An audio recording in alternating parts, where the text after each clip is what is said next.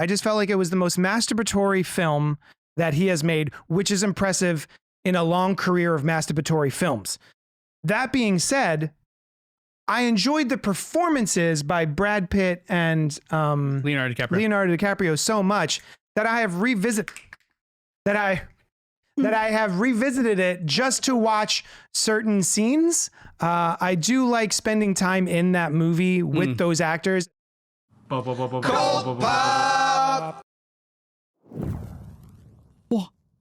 What's up to all our sidekicks and henchfolk out there in the Geek Nation? Thank you for tuning in.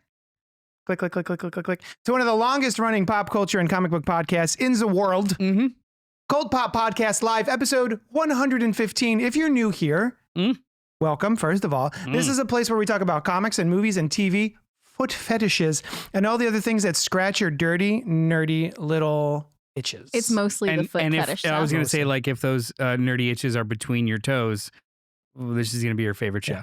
Yeah. Tonight we're broadcasting to you live from YunkJunk HQ, a bomb-ass podcasting production space here in Manayunk, PA. Hey, Dylan! What is up? Tomorrow's my birthday. Yes, it is. You're the birthday boy.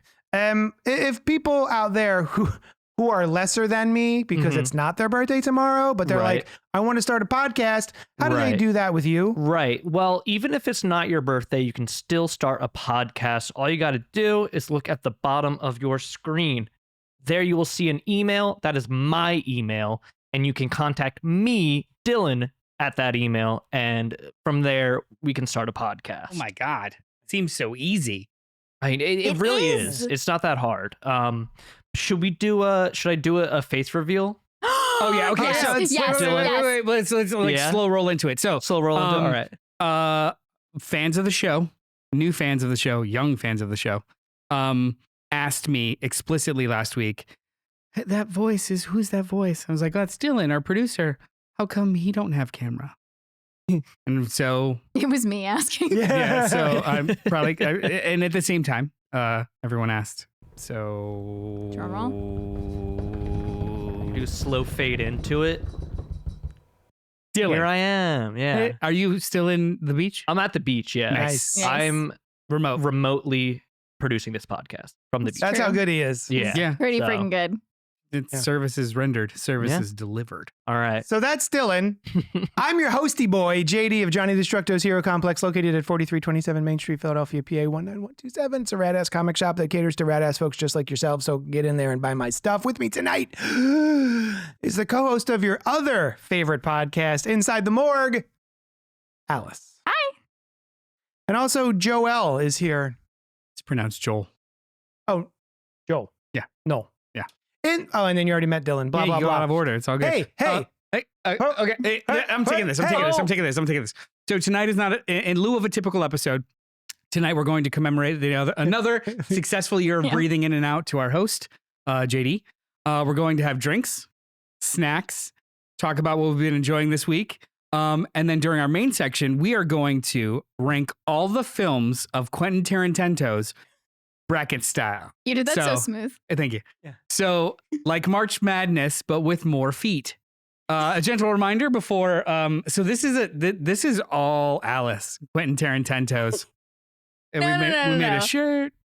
That wasn't exactly what I said. You took it and made it a pun into 10 toes. Yeah. I made a joke about him directing 10 movies because there's 10 toes. So then I have been working on this idea for this shirt, written and directed by Quentin Tarantino. I was like, Thank you for the credit, though. Quentos Tarantino or Quentin Tarantos? Like, I couldn't figure it out. So as I was typing it into the computer, as I was designing it, I was like, Quentin Tarantos. And it was because of Alice. It was a joint effort. So thank you. Yeah. So if anyone wants to order written and directed by Quentin Tarantos, if you can't see, these are all, not all of, but a smattering of all of it's a small close-ups. Small portion of all of the feet in all of his films. That's the opening of Death.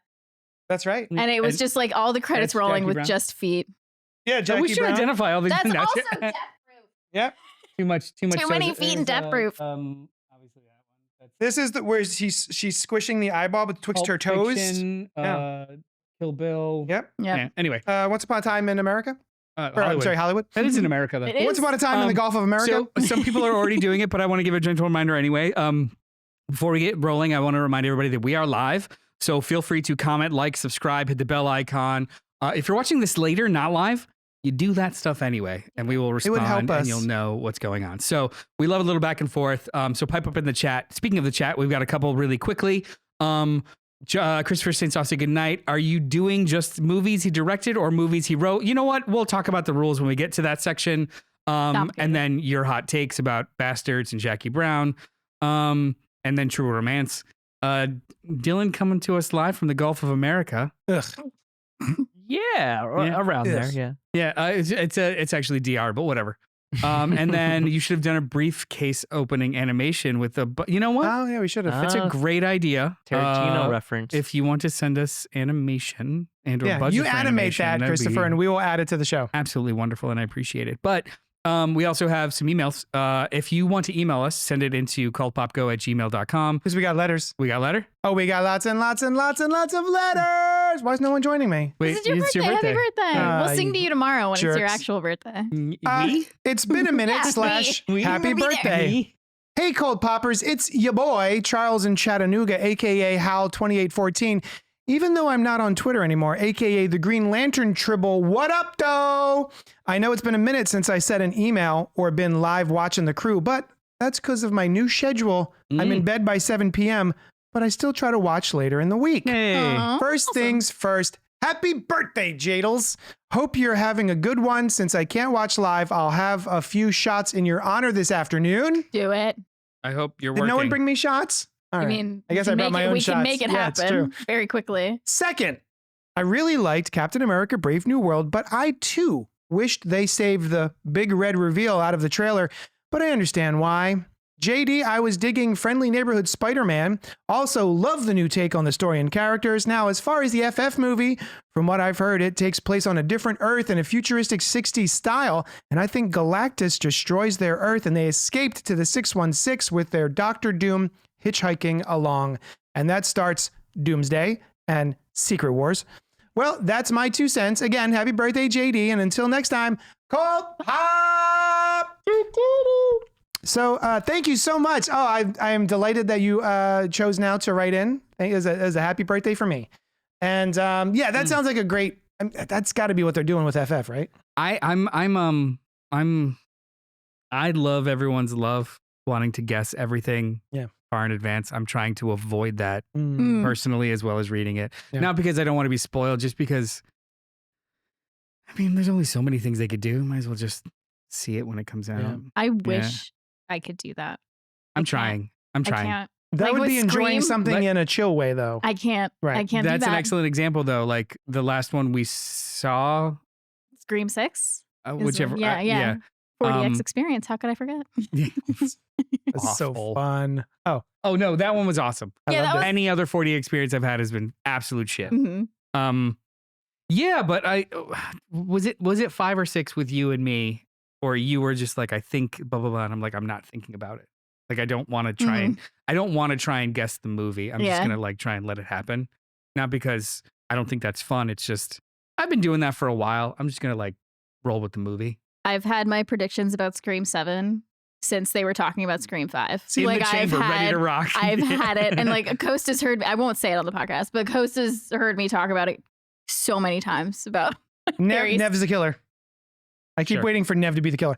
So I'm not got enough entirely trauma. sure that was me, just because when it comes to Scream, there's only the 2 top Scream films for me are because they're the only 2 movies in the series that surprise me with the reveal. The rest of the films are just, it feels like they took a dart and they hit a Post-it with a character's name on it and went, I guess that's the killer. Like the reveal of the killer is rarely what interests me, because every time I'm like, well, that doesn't really work. There's no reason that the scene from earlier, if that was the killer and then that killer is the person who killed that person earlier, that's physically impossible. There's no way I that do works. that even with the ones that I love, So- but I still love them. So yeah, I'm not a big, it's not the reveal for me. That's the fun. But Yeah, me neither. yeah. That's what I'm trying to say. I'm not. Yeah. I try not to guess the movie anymore. It was something that I used to do, and I don't like it anymore. Yeah. I've never been. And that doubly goes so with It's MCU Schumacher. movies. There are 4.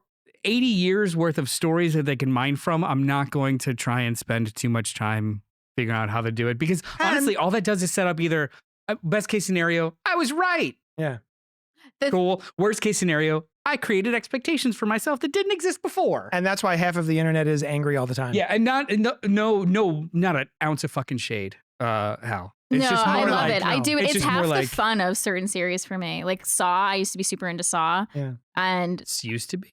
used to I be. feel like they're still kind of cool, no? No, they're still great. I just haven't. I used to like watch them all. Like our Costa and I's first date, we watched the Saw movies. Aw. It used to be like my top series. Now it's And more then every Scream. Halloween for 6 Wait. years.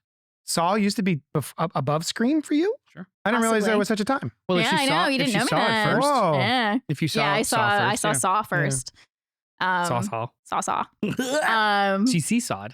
But I guessed So- the ending of final chapter for like years. Like I knew the plot twist of like who was in cahoots with the guy, and I was so excited when I was right. But I'm also kind of excited. Like I kind of hope that I'm wrong when I'm Mhm. guessing things. I was like, I kind of still want But to you want to be surprised. surprised, right? I'm like, I kind of Yeah. hope I'm wrong. See, that's its own dopamine hit. Right? Yeah. That's its own different Yeah. kind of dopamine It's hit. always that I looking just for like, dopamine. I don't That's know. why I don't like spoilers. So many people Mhm. are like, I don't give a shit about spoilers. I'll watch all the trailers, and it detracts just the tiniest smidgen of something for me if something's spoiled in the trailer or if I heard about it online somewhere, and I'm like, because I love surprises in a movie. It's about our baggage. Yeah. We bring baggage to movies. Yeah. And shows. Mhm. If my baggage is picking apart stuff, and I try not to pick apart stuff. Yeah. Because you have a formal education on how to see the seams of everything. It does become difficult to just enjoy sometimes. So I just kind of really turn it off and/or try and meet it where it is. It's a conscious effort, because if you don't, then you're going to start to like reflexively like, well, they fucking did that because they're going to set that thing up over there. Yeah. It's I have to stop it. Mhm. So when it comes to spoilers or specific beats, they're usually never spoils. Like they're usually never actually spoilery. Mhm. They're just more like, oh, good choice to put that there because that Yeah. feels right. Like it's like, I don't know, if you learn how to bake a pie, you appreciate pie a little bit more. Yeah, You yeah. know what goes into it. Yeah. You're rarely surprised by the pie. Yeah, you're rarely surprised by it, but Those you damn can, surprise pies. Yeah. you're rarely surprised by it, but you Yeah. like appreciate the shit out of like how they got there. Mhm. That's how it is for me. Like Nice. I don't want to guess it, but I know. I it's try really to be. cool. Mhm. Yeah. I try to be more in the moment, and like present Yeah. now with the movies. Yeah. But I still, especially now with Scream, I'm like still constantly Yeah. guessing. They. Scream and Saw have always been like top. They've like battled for top spots. I haven't fitting. watched. I haven't Yeah. watched Saw movies in a really I used long to time. be. I was always I mean, I guess I kind of still do. I constantly try to prove how badass and edgy I am. So I was like, Saw is my favorite movie, and it was like. Now I'm a coroner, so I'm like, oh, I'm a coroner, and Scream's my favorite Yeah, movie. yeah. That's So awesome. that's I mean, how I deal with that. I thought that being a corner is like edgier than liking any other thing. It's I know. just like That's why I'm like, all I'm right, just I'll admit like, it. I like Scream better than Yeah. Saw, Yeah. and I'm a coroner. corner bitches. Yeah. Before we do our what's poppins, Yes. whoever does it for like whatever order it goes into, It'll be Alice. Spoiler alert. you say what you're drinking and the snack you brought, and then we'll go Oh, from I there. didn't bring any snacks. It's It okay. It's doesn't your matter, birthday. It's your birthday. Yeah. Okay, yeah. Mm. Great. I'm off the hook. Alice, what did you bring? I brought Oreo cupcakes. Now, Yay. try them. Handmade, It's weird. clearly. Yeah, I know. Clearly, I You slaved actually- over these. I made the label. Yeah. Yeah. The- Painted it. Can I eat them? And Yeah, then- of course. and then we I got- brought them for your birthday because we're always eating Oreo stuff on this, or we're drinking Oreo stuff on this podcast. That's right. I liked the Oreo soda. I didn't mind it, and I still to this day I want to dip an Oreo. Yeah, I would try Pepsi that. or Coke Oreo in Oreo Coke. Yeah, I'd try that. I would try that for It'd sure. be I think I liked the Oreo Oreo. Cokeception. I think I liked the Oreo better than the actual soda, but I still didn't hate the soda. Oh, I have to eat one. I mean, I would love to eat one. You don't have to. Alice brought them. You don't have Alice to. slaved over the shopping cart did. to It acquire was actually these. just a basket. I just had a basket. I I was didn't carrying even around. bother with wheels. I had No, to hold It it. was too much. I didn't have Yeah. enough time on my lunch break. Dylan, you want one of these? Alice, I'm all right. what but was thank popping you. for you this week? Oh, also, I'm drinking a 7-7 made for me by JD. Don't die. I think What I'll was get popping for one me this anyway. week is Costa Thank you. found a new horror movie that he wanted to watch with me. And because it was a pseudo documentary / found footage type style movie, he knew I'd like it because I do love those You kind like of all movies. those things? I do. I like Blair Witch. I love all that stuff. Hell House LLC we love. So we watched Horror in the High Desert, One bite. which Just go. has a 59% on Rotten Tomatoes. And I think that's just an audience score. I don't even think it has critic score. Or are you just going to wolf it down? I mean, it really is one bite. I was just pointing at you eating your cupcake. Sorry. Oh, You know, Don't you have watch nothing on your JD. face. I'm like, nice. Don't chew, just swallow. Oh my God. Go. Now eat the those next one. words are how we end every date. Eat the next one without using your fingers or your hands. Eat them just all. like Yep. Eat And then all. you have- I would you if there have weren't to- wrappers. you have to. I was gonna say you have to peel the wrapper off with your. with just your teeth. Oh my. It's a new game. Sorry. No, you're fine. Murder on the desert. Horror- Horror on the high desert. Horror in the High Desert. In the high. It came out in 2021. It was written and directed by Dutch Marich. Haven't heard of any of his previous work, but we gave it a shot. It's about a hiker who he's very into extreme hiking, almost like borderline survivalist. Like he goes out with as little supplies as possible to see how long he can survive. And it's told from, it's like a documentary style film where he's gone missing. And so they interview his sister, his roommate, news reporters, and towards the end of the movie, they find some footage that he had because he was recording the whole thing. And didn't love it the whole time. But the found footage bits were actually solid. Like I was actually like freaking out about what he was gonna, because there's one scene where he's in total darkness and he is using the infrared of his camera to see. So he can't see, and we're seeing what he's seeing as he's trying to find his way around the wilderness. Things are popping out at him, and so like those were very, very well done. But the rest of the movie was kind of just for me. But there are 2 other movies, and I'm a little curious. Horror in the High Desert 2 and 3 Yep. since 2021. Yep. Yeah. Wow. Yeah. Okay. Sometimes those movies don't take that long to produce. Yeah. I didn't hate it, and I think it was only about an hour and a half. So it's not Is it better than Hell House LLC 2? I actually haven't seen 2. Oh, so you saw I've seen 1 and 4. Oh, you didn't see 2 or 3? Which is Okay. actually the same order that I watched the Scream movies in. I watched Scream 1 and then I saw Scream 4 in theaters and then I went back and watched all the rest. And That that's when I kinda became tracks. obsessed. Well, Chris actually put in there, yes, R.I.P. Michelle Trachtenberg. I know. She passed away today. Yeah, that sucks. I love her. From a liver transplant, apparently. Yeah, she had complications from a liver transplant is what they think it was. Stu Macher alive? Anyway. That's the theory that I so, keep pushing on Costa. J Diddle duties. DJ J Diddles. What are you? What did I bring? what'd I you brought pop? Seagram I 7, wasn't done with an the question, but American that's blended fine. whiskey. Yeah. You already told me what the question was going to be. I was gonna restate it for the. It was just broadcasting. So I got a 7 and 7s as my So favorite sorry. drink. I have been Without a trace of heaviness. not a single trace. Like weightless. Ever since I was in my ever since I was in its fizzy lifting drink. Yeah. Ever since my 20s, Anchor that people bitch. have made fun of me for drinking 7 and 7s like I'm an old man. But now that I'm 3 years away from 50, I feel like it's appropriate. I finally caught up with myself. 7 and 7s are delicious. It's Seagram 7s and 7-Up, and then I put a splash of lime juice in it, and it's wonderful. I love it. Anywho, what was popping for me this week? No, thank you for asking. Oh, hey. So my wife is an actress, and she is a member of SAG. actor. That's true. Actor, yeah. Oh no, I was just doing the John Lovitz. She could identify however she wants to.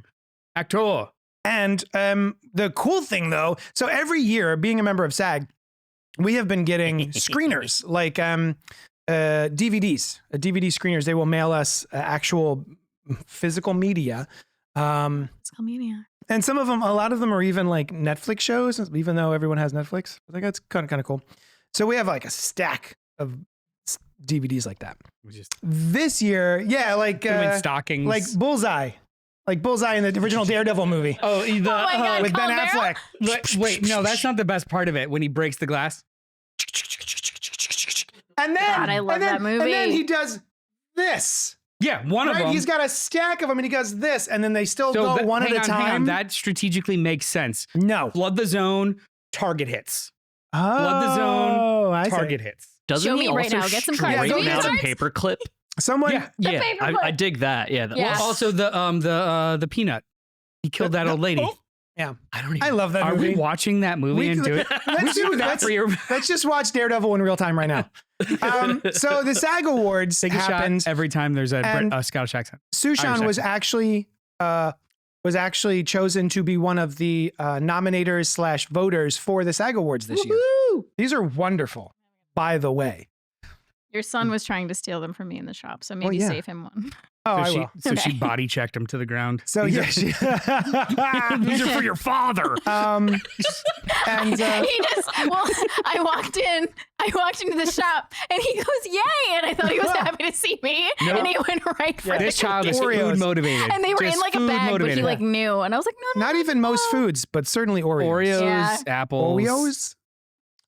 So we actually got to nominate who we thought would be winners of the SAG Awards this year.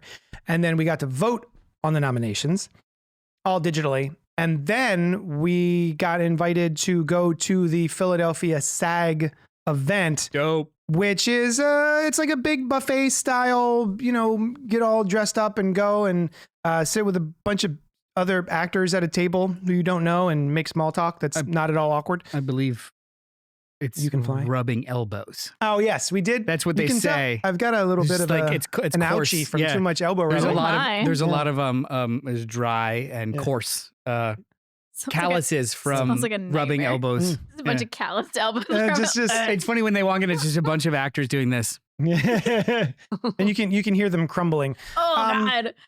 So so that was really cool. We got to go and watch the SAG Awards at an event, and that was very, very cool. And talk to other actors in the area. What were some highlights from the show? I mean, the only highlight that I remember at this point is the wonderful speech by Jane Fonda. God damn it. Like, I knew she was love cool, her. but I didn't know she was as cool as she apparently is. For like 60 years, she's she- been dope as hell. Yeah, she's like, God, 80 First something. 20 were iffy. No, I'm just kidding. Yeah, I she's in mean, her 80s, basically. and I expected her to get up there and not really have much to say. And she went on for quite a while, and it was very rousing. It was awesome. I liked that was great, but I also liked Kieran Culkin's acceptance speech. Well, he set the whole mood, right? Because he was the first award of the night, and he just was talking about how heavy the Yeah, I saw award somebody share the speech, and he was just like, you win an actor, and you take the opportunity to do your tight five on the heft of the award. Yeah. Because he just did a whole like stand up routine about this is heavy, and then play acted like who decided this? The actors that got together in the room that decided. Like one guy just said heft because he wanted to be involved. And, Yeah. It was really funny. really good. And then he gave everyone who had nothing to say later on something to reference. Yeah. It was really delightful. Mhm.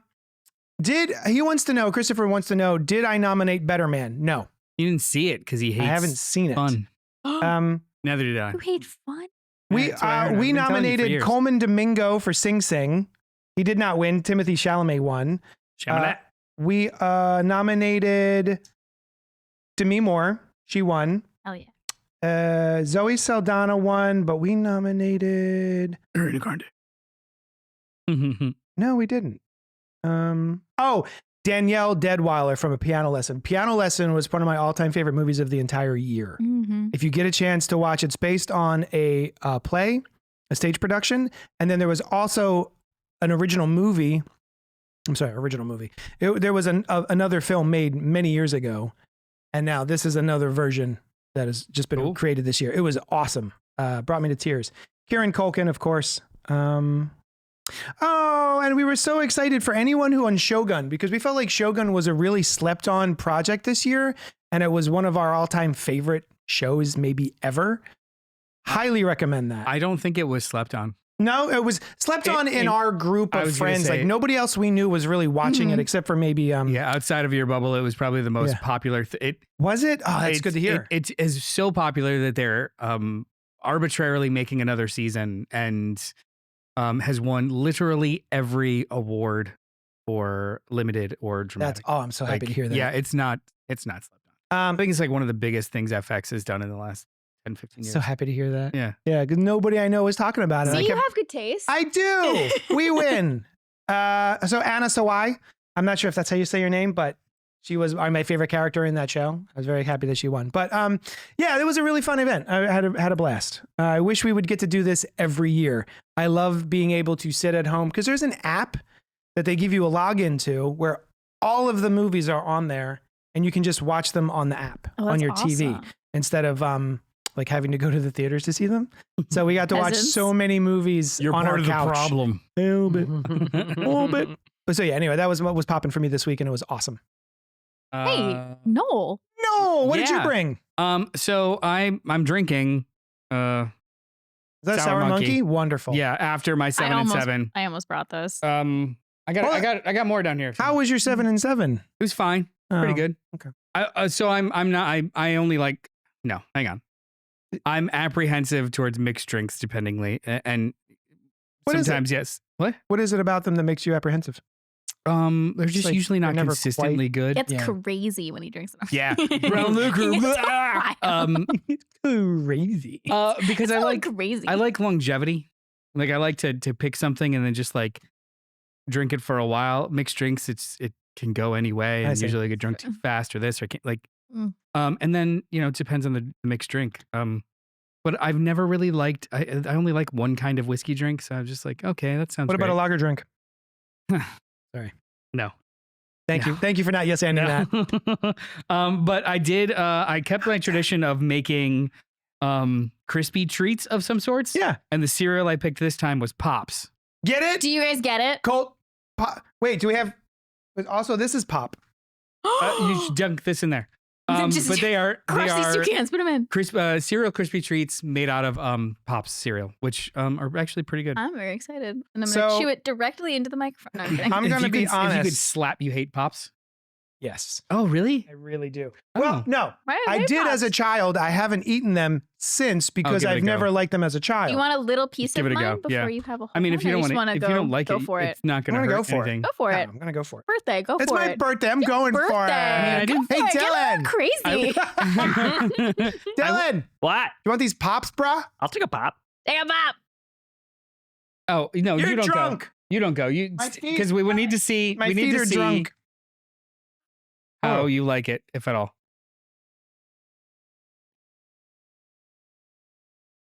Can't get enough super golden crisp. It does kind of You have taste a like Cookie Crisp or Golden Crisp. Hmm.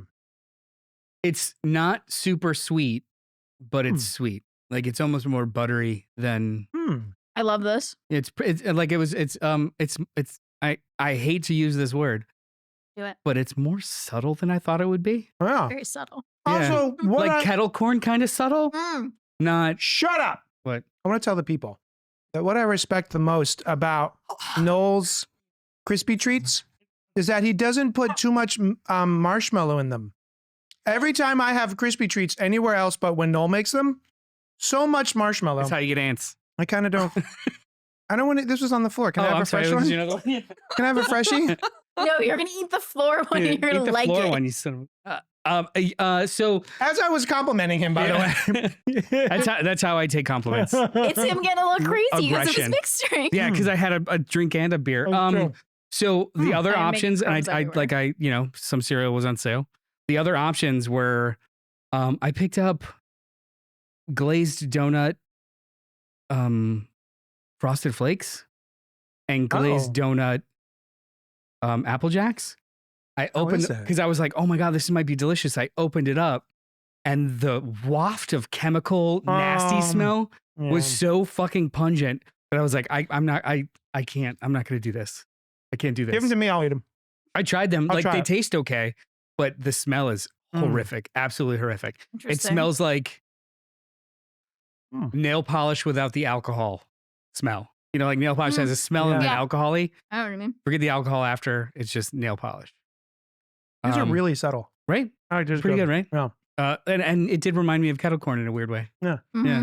Like just sweetie. Bing Anyway. says, I'll take a couple of shots in your honor, JD. Super weird. I've known you half my life online and never met you. Oh my god. That's your Isn't that fault. neat?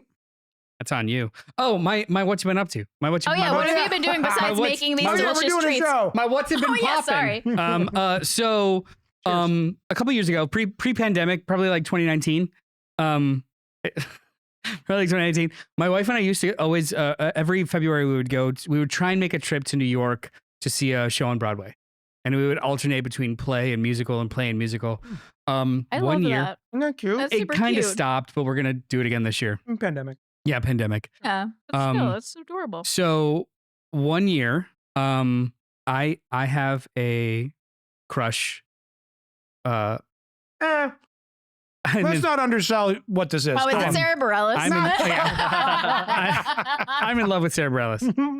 But I'm in love with her talent. I think before I even As well as really knew everything you, I knew you had a crush on Sarah Bareilles because I listened to the podcast. I'm just so enamored with her, right? I guess it's not creepy. It's creepy. No, it's not creepy. No. The opportunity, like, hey, Noel, would you like to wait after the show? I have 2 different shirts with her? Robert Pattinson's face on them. I have You're good. every Christmas for a while too. Sam would get me something that was Sarah Bareilles related. I have a novelty pillow of Sarah Bareilles that's in our like. You didn't know that? I did know that. Yeah, okay, I forgot. Like, you could you swipe at it and it's like a headshot and you swipe down. Yeah, It's one of those shiny I have one ones. of those it's with not Jeff like a Goldblum. body pillow or anything. That's immediately what I pictured. Yeah, it's not creepy. I just happen to have a life size Anime body pillow of Sarah Bareilles. Anyway, and then she's bought me like little Yeah, things that's here and fine. there. I have one with Steve Carell on it from The Office and one with Jeff Goldblum from body Jurassic pillow? Park. Of the No, two of them? full body pillow. Yeah. There's no room for Costa in our bed. Yeah. I honestly, it's Steve body Carell pillow, and Jeff Alice, Goldblum. body pillow, more space, Costa, other room. I honestly thought you were going, and I don't know why. I thought you were going to say, what's his name with the eyes? Steve Buscemi. I was I going to do say you had a love him. Steve Buscemi body pillow. Go I on. do love Steve. Can we like it's Goldblum and then you swipe up and it's Buscemi. Just like, Oh my God, I would Anyway. love that. I do love Buscemi. So 1 year we she wrote the music for this musical Waitress, which is based off of there's a movie from 2007 with Kerry Russell and Nathan Fillion called The Waitress, and it's a cute little empowering romantic comedy. A couple years ago, she wrote original music for a Broadway production of it. She did not perform in it. She just did an album and all the music. But then she did a run of performing the main character. We went and she got me tickets to go see her perform. And the Nathan Fillion role was actually Jason Mraz too, I believe. So I think you're right. I heard about that. it was wonderful, wonderful, wonderful play. Super great music and makes you cry, makes you laugh. It's good. On Valentine's Day, they had a filmed production or a filmed version of the production go live on HBO Max. And I was having a bad night. And Sam was like, do you want to just put this on? I was like, I've seen it. I don't care to watch this, whatever. I'll put it on for 15 minutes just to see what it's like. Yeah. An hour in. Yeah.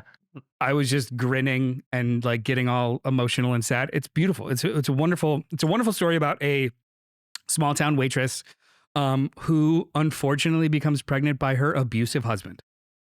And she doesn't want to get rid of the baby, but she sure as shit doesn't want to have it. So, in Who a plays the pickle. abusive husband? In the play, Joe Tippett, who's her actual real life fiance now. Oof.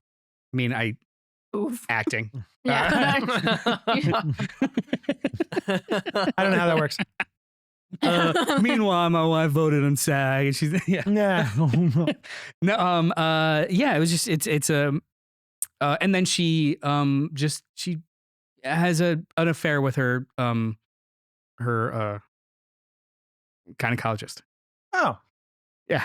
So she starts to have an affair with her gynecologist, and it seems inappropriate. a little bit. It imbues her with a sense of self and purpose and what she wants to do with the rest of her life with this child coming that didn't exist before. Not because she was in an affair, because she starts to define herself outside of a relationship. Right.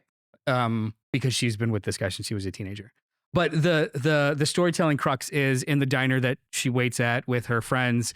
She is a pie maker. She makes 27 different pies for this restaurant every single day. And there's a storytelling kind of beat where whatever she's trying to process in her head, she turns it into a pie recipe. And it's just delightful and funny, you know, like, goddamn my eggs pie. And it's going to be with this and these are the ingredients and they become parts of songs. It's such a good fucking little feel good. Nice. And there's a couple of parts that'll just like rip your heart out. It's very, very good. It's on Max. The reason I did this is because as you're talking, I'm like, this sounds so familiar, but the version I have is she's like a pie maker, not a waitress. It's the same movie. Okay, great. Yeah, It's the same. Yeah. Yeah, I've heard about so- the pie so part good. too. So I'm good. sorry. So I got distracted by the treats. This Waitress the Musical on HBO Max is a live production recording. Yes. So, The Waitress from 2007, starring Kerry Russell and Nathan Fillion, is available on Max. Which I want to watch because I love both of them. So good. And then there is a live recording of the musical production that is also on Max. So it's not unlike what Disney did with Hamilton. It's just a professionally filmed. Oh, dude, I watched Hamilton so often when they dropped it. It's exactly like that. It's mostly stage, full stage, but then, you know, for certain scenes, they'll do close-up shots. But it was recorded live, and then they recorded it not live and edited it together. It was actually really well done. Nice. But I would recommend this for everyone. I haven't seen. God, she's so I might good. have to check it out. I'm going on a trip with Jess, and Jess is a theater kid. We talk about it on Inside the Morgue a lot, and she's probably seen this already, but I bet she wouldn't mind watching it. Can you tell me if she watched it and like it?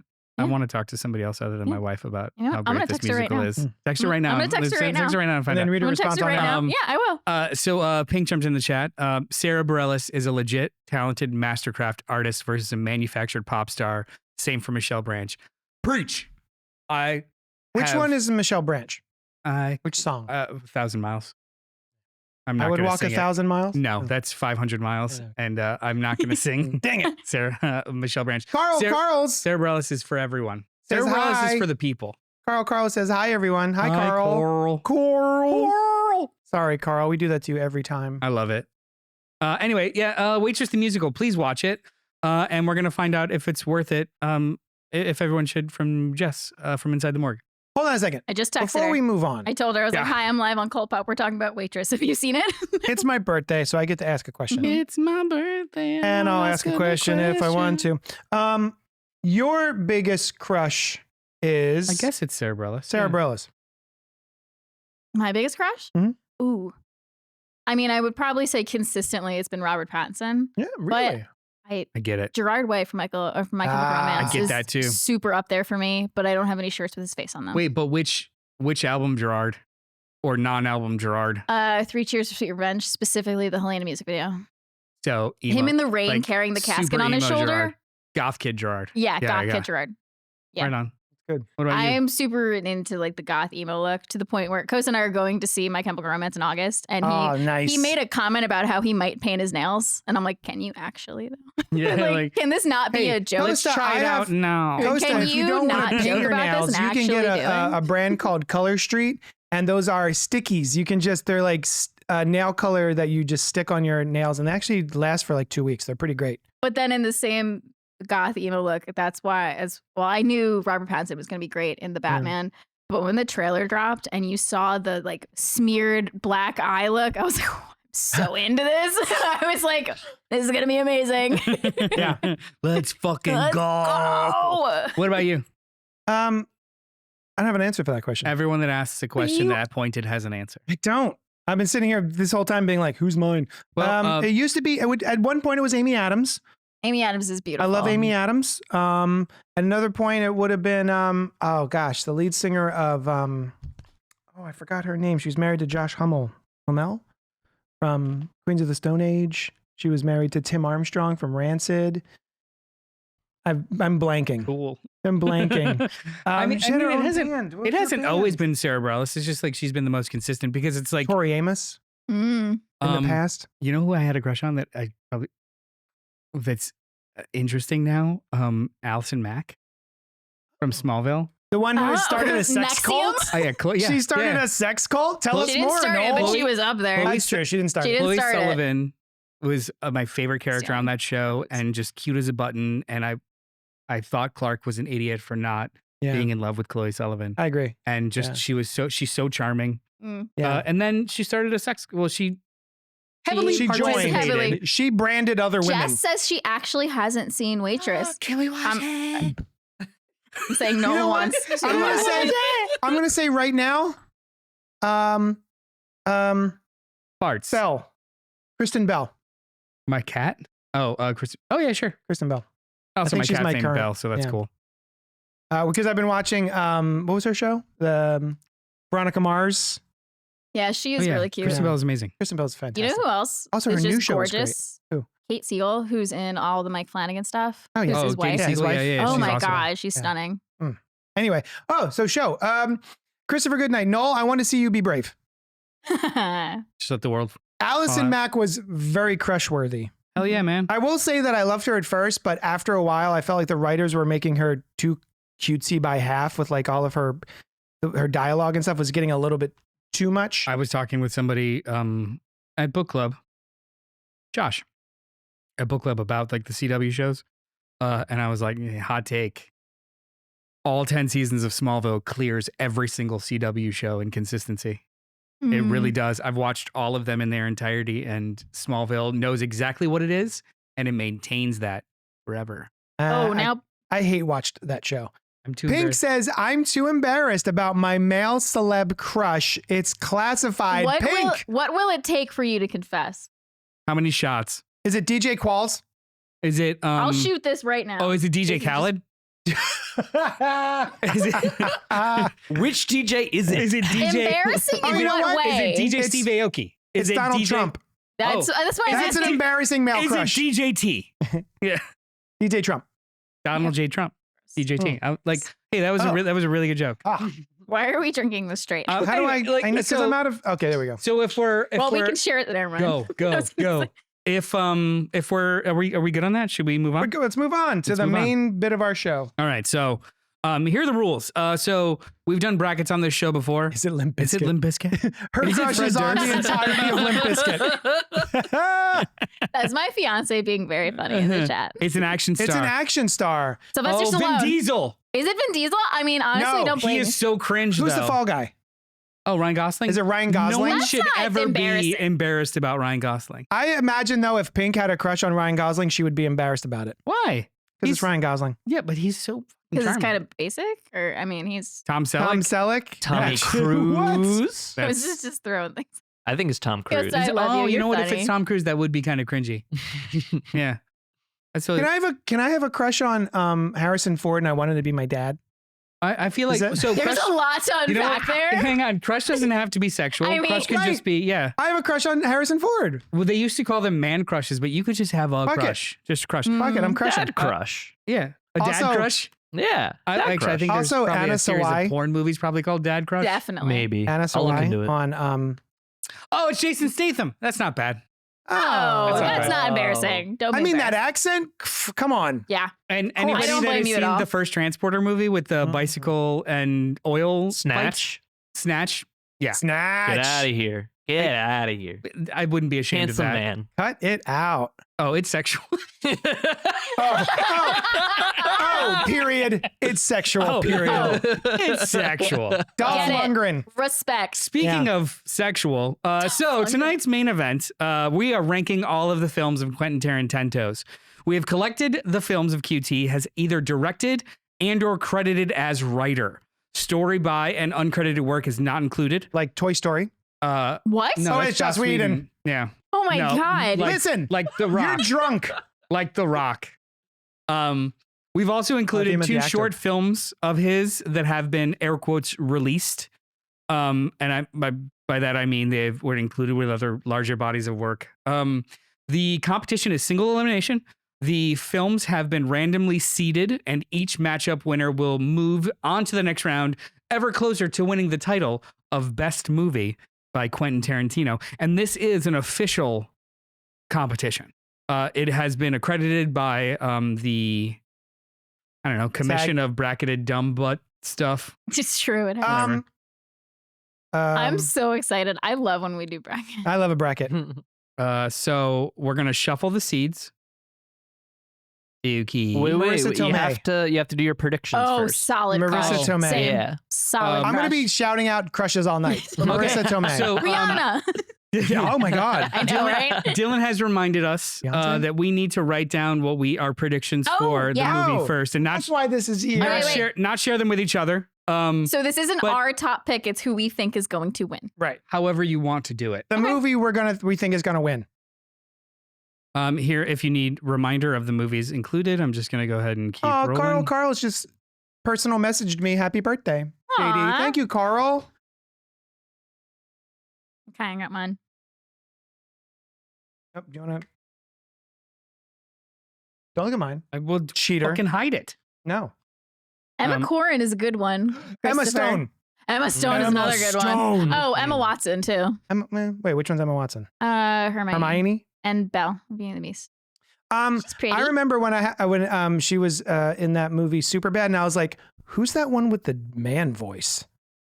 I loved her. Like she was the best She's part of so that funny, movie. too. She was and so. she's a pixie cut now. My God. Is she? Yes, and I want it. Is that good? Yes. Really? She looks incredible. right. I look it think up after after the Chris show. and I get married, I want a pixie You're cut. pixie cutting? I might just 'cause I wanted to for You a look while, good on and I like my bob, so I want to get married with It's a my good bob. bob. I love my bob, It's a good bob. but I used to have a pixie cut when I was 20. Great bobbing, bro. Yeah. All right, let's get started. Who's Emma okay. Corrin? So she's Oh, bald from Deadpool. Or with her hair in Murder at the End of the World, or their role as Princess Di. I don't care. so I Solid choice. new I'll They were shuffle the in seed Nosferatu too, I think. 3 times. Yeah. You're correct. And as long as one of the short films is not on top, we will go ahead and start. Where's Let the me start button? I always forget. It's Oh, at the so bottom. while you're doing this, I am such a big Quentin Tarantino fan that and I didn't really He even has a foot fetish. I have a foot fetish. I have a foot fetish for his feet. Wow. I didn't even realize I was that big of a fan, but every single year for the past, I don't know, 15, 20 years when I've been with my wife, Sushan, whenever there was a snow day, we got snowed in and had to like rest and sit on the couch and just do nothing. And oh my God, I miss those days. We could sit on the couch, cuddle, and just watch whatever. We would invariably, for whatever reason, put on a Quentin Tarantino movie. Is this before or after you put on The Shining? Because you have also said that was your comfort snowing movie, and I That thought is you a were good insane. snow comfort movie. But no, all of the Quentin Tarantino's movies. It would usually be like Inglourious Bastards, Hateful Eight, or not even really the early stuff, sort of like the middle ground stuff of his. Hateful Eight's literally a snowed in Right. movie too. Yeah. That's funny. And they made a. What is with you with watching actual people be snowed in when you're snowed in? So my wife makes fun of me for many, many different reasons, all valid. But we went on a cruise, and what was that? What was the movie where the cruise? Oh, I was watching YouTube videos of like cruise ships almost toppling, Why? and then the night before we were getting ready to We fly have the to same mental illness. Taiwan. do I think we were flying to Taiwan. The night before, I put on Castaway, wherein there is a airplane crash. You're insufferable. Yeah. Well, you suffer me. Let's go. That's true. Okay. So, round 1. Can you see this okay? Yes. Dylon? Yeah, I have it up so Okay. they can see all of you, all of your close-ups, and then the so bracket up I top. just always talk to this camera. Talk to wherever you want. None of baby. these people. Yeah. Hey. Anyway. All right. So round 1. The 2 top seeds went on to round 2 automatically. I don't think anybody's going to complain about Pulp Fiction and True Romance going further organically. Wait, we didn't get to vote on these? No. So it's 14 films. So From Dusk Till Dawn went up against Death Proof? No. What am I looking at? Big guy. These are the initial rounds, but the 2 top seeds automatically get pushed into the second round because it's an odd number of things. Now, I can go back and we can pull out the short films, but I don't Pull out the short film. Okay. Get out of All here. right. So, all right, everybody. Do we have Vamp to a little bit. Vamp a little bit? We're doing it live. Doing it live. So, Alice, there were several of the Quentin Tarantino films that you have not watched until Yes. like this past week, right? Yeah, there were 3 that I watched this weekend. I haven't watched all the films on the list. I mean, I'd seen like most of them Mhm. before this weekend, but this weekend I watched From Dusk Till Dawn, Death Proof, And I thought I had seen it, but I put it on and I was like, wait, I've been lying to myself. I have never seen this movie. Reservoir Dogs. His first. Yeah. Yeah, his first directorial debut. Yeah. Nice. And a lot of familiar faces like Harvey Keitel, Tim Roth. Yep. Little baby Tim Roth. I love Tim Roth so much. Baby Tim Roth. I was really excited Steve when Buscemi, who I love. I was just talking about him. Love him. Mr. Pink. This is Mr. the second Pink. podcast I've talked about Steve Buscemi on. I brought him up on Yes. Inside the Morgue once because we were talking about have you ever done the audio tour at Eastern State Penitentiary? No? Because he narrates it. That's it's Steve awesome. Buscemi I telling you love the that. history. That's wonderful. And it's so great. I can't think of a penitentiary scene without thinking of we took turns pissing in the bitch's ocular cavities, Ocular cavities. which is was that from Alcatraz? Hartman. Yeah. Yeah, Phil Oh my Hartman. God. So I think there are a couple of things in here that we couldn't put in here. One of which being Ray told us last night about. Well, I did. Did you put that in there? I'm taking it out now. 'Cause 4 rooms. It's a short film. I had completely forgotten all about 4 Rooms, which is a, what do you call them? Short film. It's an anthology film. Anthology by 4 different directors, including Robert Rodriguez and Quentin Tarantino. The other 2, I don't remember their names, and they weren't as good anyway. Oh, okay. I won't look him up then. Yeah, but it does have Tim Roth, who plays the bellboy. So it's definitely worth a watch. Yeah. But it's just different stories that take place in different rooms in this hotel where Tim Roth is the bellboy. Pink says, well, I feel like there's no such thing as a good movie anymore. I watch a Tarantino movie I haven't seen. This has caused me to save them. I've only seen half his catalog. I don't care about spoilers, though. I don't know if we're going to be spoiling much. We'll try We're just not going to be to. ranking movies, but I'll try to be cognizant of it. Pink, what have you seen? What is your favorite one so far Oh, yeah. I want to know that. of the Quentin Tarantino's? So we pulled them out, but it still creates seeds. So Okay. there's going to be some that are automatically put ahead. That's fine. Yeah. Okay. So we're starting and Meow. bring it over to the screen. Go full screen. Get bigger. You tell the people what we're doing. All right. So the first round is Once Upon a Time in Hollywood from 2019 and Reservoir Dogs from 1992. Now, this is actually pretty funny. It automatically put his first movie against his most recent movie. Yeah. That's funny. So how do we do this? We each vote. And Dylan, would you also can vote, and whatever tiebreaker, we'll figure out a tiebreaker if it gets that far. Okay. So whoever wants to go first. Alice, go. Oh. Have you seen both of these Yes, films? I have. That's why I'm struggling. Struggle. I feel like my gut wants to say Reservoir Dogs. Go with your gut. I'm going to go with my gut, Reservoir Dogs. Oh, fucking Reservoir Dogs. For sure. I'm gonna go with my brain and my gut and pick Reservoir Dogs. And my Okay. toes. And my Cool. all 10 toes. What about you? Yeah, all 10 10 toes toes into in. Reservoir Yeah. Dogs. 10 toes into all Reservoir dogs. So all this dogs is- in the Reservoir All Dogs. dogs.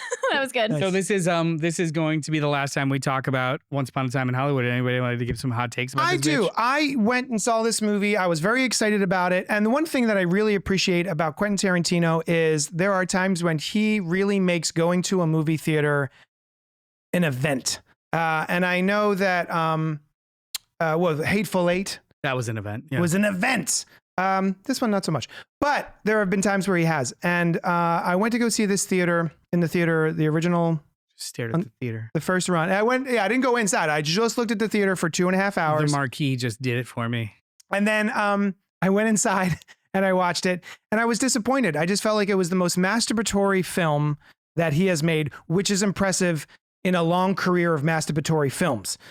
That being said, I enjoyed the performances by Brad Pitt and Leonardo DiCaprio so much that I have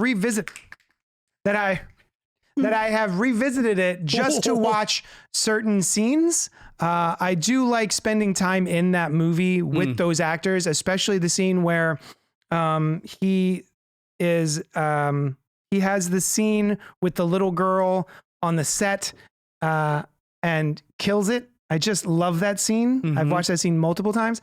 And then I went and bought the novel that Quentin Tarantino wrote I don't know if it was based on on the screenplay or if he was originally writing a novel and then decided to make a movie out of it. Doesn't matter. For Once Upon a Time in Hollywood? Yes. I'm pretty sure he wanted it to be a book first. Yeah, and then that's the story I heard, but I couldn't swear by it, is that he was writing the book. Yeah. He gave it to those two actors and they were like, dog, you got to make a movie. So it is very different reading the book and watching the movie. All of the really tense scenes in Once Upon a Time in Hollywood at the ranch, that whole scene, I didn't know if Brad Pitt was going to make it out of that scene alive or what he was going to find in that house or the person who was supposed to be in that bed. It was so tense for me that it was really kind of a stressful experience. In the novel, there's no tension whatsoever. Really? You know, like it's just straight out said what happens. Is It's the fine. ending the same in the novel? I haven't gotten there. Oh, okay. I haven't gotten to the end of it yet. But anyway, I think it's worth a mention. I think it is a fine movie if you don't mind the masturbatory elements of it. That it's just based on his childhood growing up in Hollywood and driving around and watching all the lights come on and just like how formative it was for him as a child. Mm-hmm. But it also is just sort of a bunch of scenes. And then at the end, there's like revisionist history a la Manson family. Bastards. The Bastards. Oh, Yeah. never mind. The Bastards. So, Oh, yeah. yeah. What did you think of this movie? I thought it was okay. Mhm. Didn't love it. I think Coast and I watched this. I think it was during COVID and we were just looking for something new to watch. And Yeah. we popped it on one night because I was like, oh, it's the new Quentin Tarantino. Let's watch it. And I'm always a little skeptical. I've talked about it with movies that fictionalize actual serial killers. So I was like, Yep.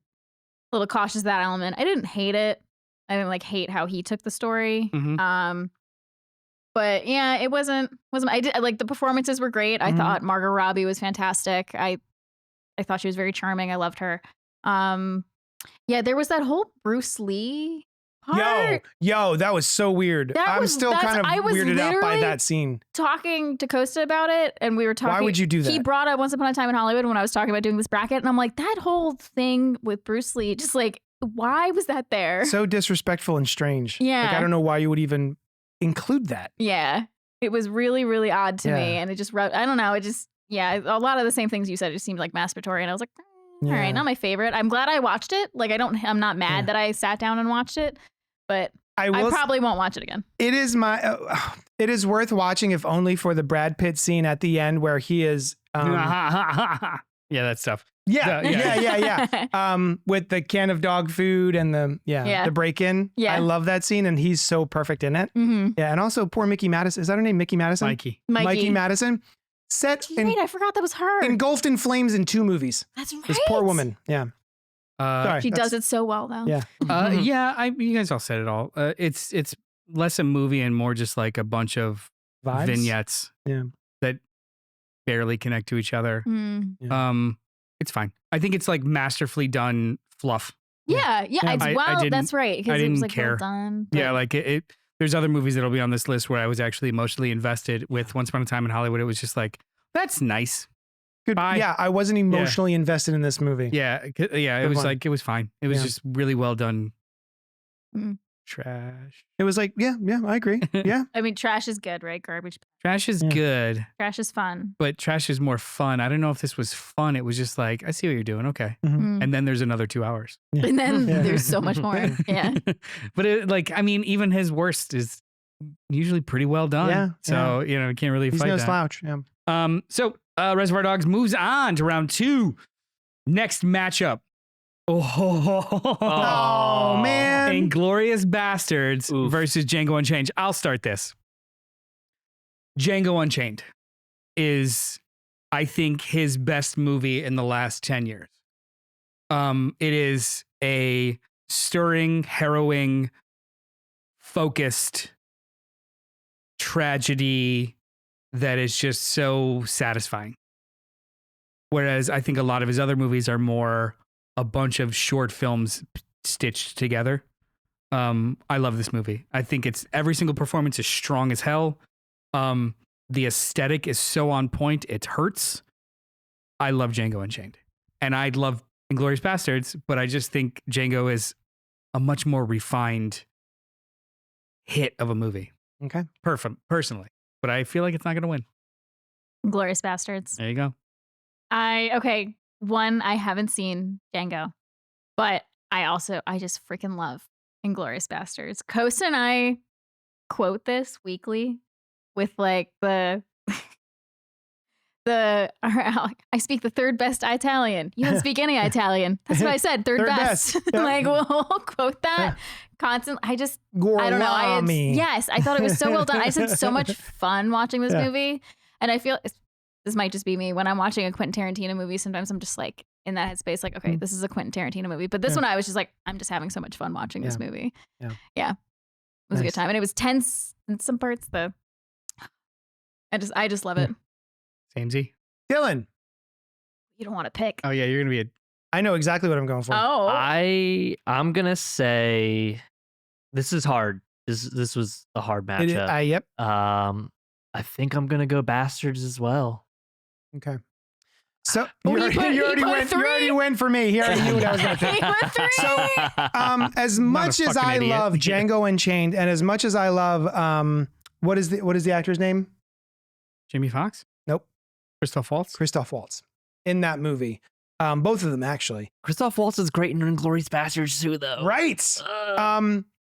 As much as I love Django, and as many times as I've watched it, when we're talking about emotional connection to what's happening on screen, Inglourious Bastards has 3 of the most stressful, hold your breath, anxiety-inducing scenes in all of cinema in one movie. And Shoshana, the woman who is underneath the floorboards in the beginning of the film, that we don't even really meet until later, the one who is the movie theater owner, the scenes where she has to deal with Hans Landa. Yeah. Is that his name? Hans Landa in that, while he's eating a pastry and being very flippant. So stressful. And then the scene in the bar, in the basement bar. 3 Thrice, instead of Thrice. It's just that scene. Oh my god, the tension. So, and he's so good in it as well. Yeah. Fassbender. Magneto is his name. Magneto. Classic. So yeah, just her going from the beginning of that movie to owning the movie theater to being beset upon by the affections of a Nazi sniper and having to deal with him, and then finding out that the Fuhrer is going to be coming to her little rinky-dink movie theater and then setting the trap that she sets. That movie has almost fuck all to do with the titular Inglourious Bastards. And that movie is all, for me, Shoshana's whole story. God damn it. I'm gonna watch this again tonight. It's so good, and her story is I do want to see Django though. Look, I don't disagree. Emotional for me. I don't disagree with anything you guys are saying. It feels like 3 small movies, and I wish it was one experience. Sure. There are I can see 3 that. specific one-act plays that these are, and I just wanted, I didn't even, in the first viewing, I barely made the connection that the little girl on the floorboards was Shoshana, because there was a whole other movie in the middle of it, and I wanted a more. I mean, this is my biggest problem with him in general. He has a fractured style of storytelling that is more about vibes and how cool I could be versus what is the most effective and efficient. Not even efficient. Efficiency is overrated. What is the most effective story I'm telling? And he just loves the smell of his own farts. His farts smell great. So, but he also just keeps farting. And I'm like, why? Just stop it. See, this one for me, I see both of these movies, Django Unchained and Inglourious Bastards, I don't think suffer from much of that as many of his other films do, his earlier films. By a hair, and that's why Django works for me, because I do feel like that is a movie with a fucking mission, and it just is a sniper and hits every single beat, whereas Inglourious Bastards is a movie with a mission that goes on a side quest, and then a little bit of over here, and then this is kind of cool, so we're going to go ahead and keep it, and then we're going to do this. And and then remember the beginning. Yeah. And that's cool, but that's also a mini series. That's I need to see Django Unchained, and I think this is a really rough first matchup. Yeah. I think in our Stephen King matchup, we had a similar one. It was like Carrie against It. I know, and we're right? like, oh my God. Now, next matchup. So Inglourious Bastards moves on. Django Unchained.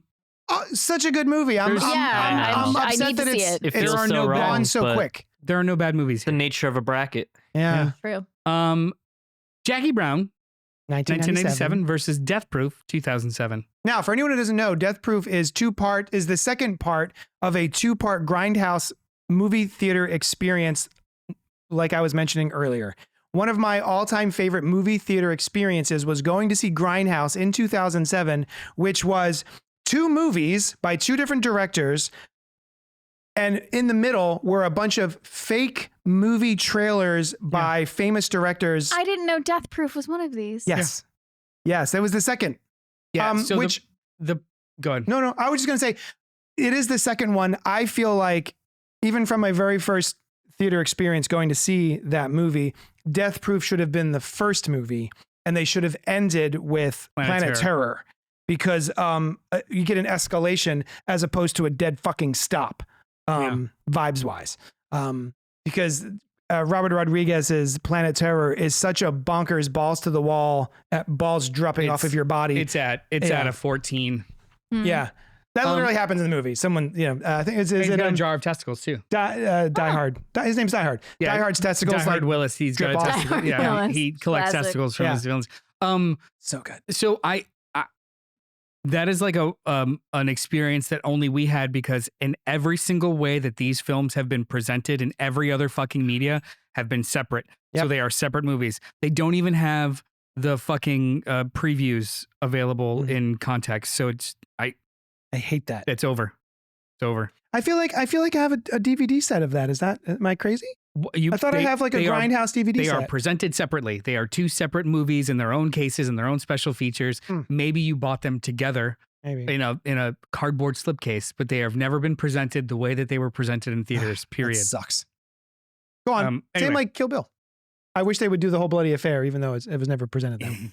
Anyway, I'm sorry. Jackie Brown and Death Proof. Now I watched Jackie Brown last night for the first time in 2 decades. Can you give us a little? What was it? 20 years? Yeah, 20 years. I saw it when it came out because I was a good little film nerd at the age of 16-ish. And I was like, well, this is nothing like Pulp Fiction or Reservoir Dogs, so whatever. I rewatched it for the first time last night, and it's a fucking masterpiece. This movie is so good, it hurts. It is a movie that it's a style of movie that he's never repeated. And I think that's to the detriment of everything. Watching Jackie Brown last night almost makes everything over the last 20 years lose a little shine, because the amount of emotional maturity and focus and character work and storytelling that is in Jackie Brown is not existent in any of his other fucking movies. It is so good. Is this it was based on a novel by Elmore Leonard called Elmore. That's what I figured. Yeah. It's feels very Leonardy. Yeah. It's basically it's a gun runner or an arms dealer played by Samuel Jackson is using a stewardess for Cayman Islands Air to move money back and forth. The ATF finds out about it and tries to get her to turn on the gun runner. Meanwhile, a bail bondsman falls in love with her, and she tries to manipulate everyone involved into taking the cash from both the ATF and the gun runner. It's so good. It's so fucking good. There's the main actor, one of the main actors, Robert Forster, is the bail bondsman, Max Cherry. He's the heart and center of this movie in a lot of ways. He is a 56-year-old bail bondsman that's been working in the business for like 40 years. So that's not possible. For like 30 years. Since he was 10. Since he was 16, he's been bounty hunting criminals. He sees her, played by Pam Grier of Coffee and blaxploitation films. He sees her, he bails her out just based off of, this very crazy Samuel Jackson character giving him money. And he sees her doing her perp walk coming down, and just the Delphonics starts playing in his head. Yeah. And this middle-aged man just has a love at first sight moment, and the whole movie just kind of turns on its head, and it's just so good. It is good. It's so good. I've never seen I wish he would make movies that are more emotionally resonant like this instead of just how flashy.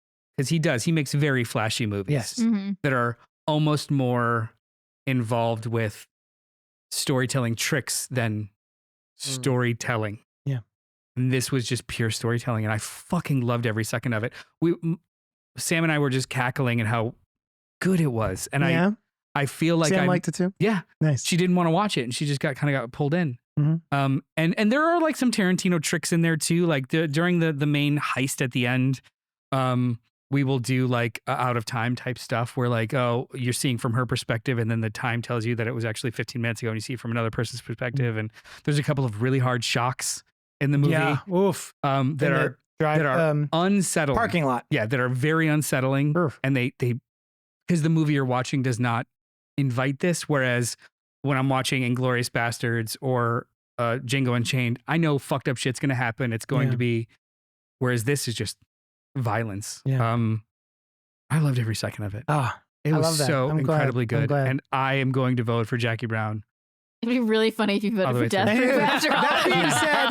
That being said, Death Proof has more feet, and Kurt Russell makes everything so many 15% better. So Death Proof. So Jackie Brown is one of the best movies of the 90s. It's so fucking good. Dylan, you've seen Jackie Brown, right? I've seen Jackie Brown. I haven't seen Death Proof, so I'm going Jackie Brown.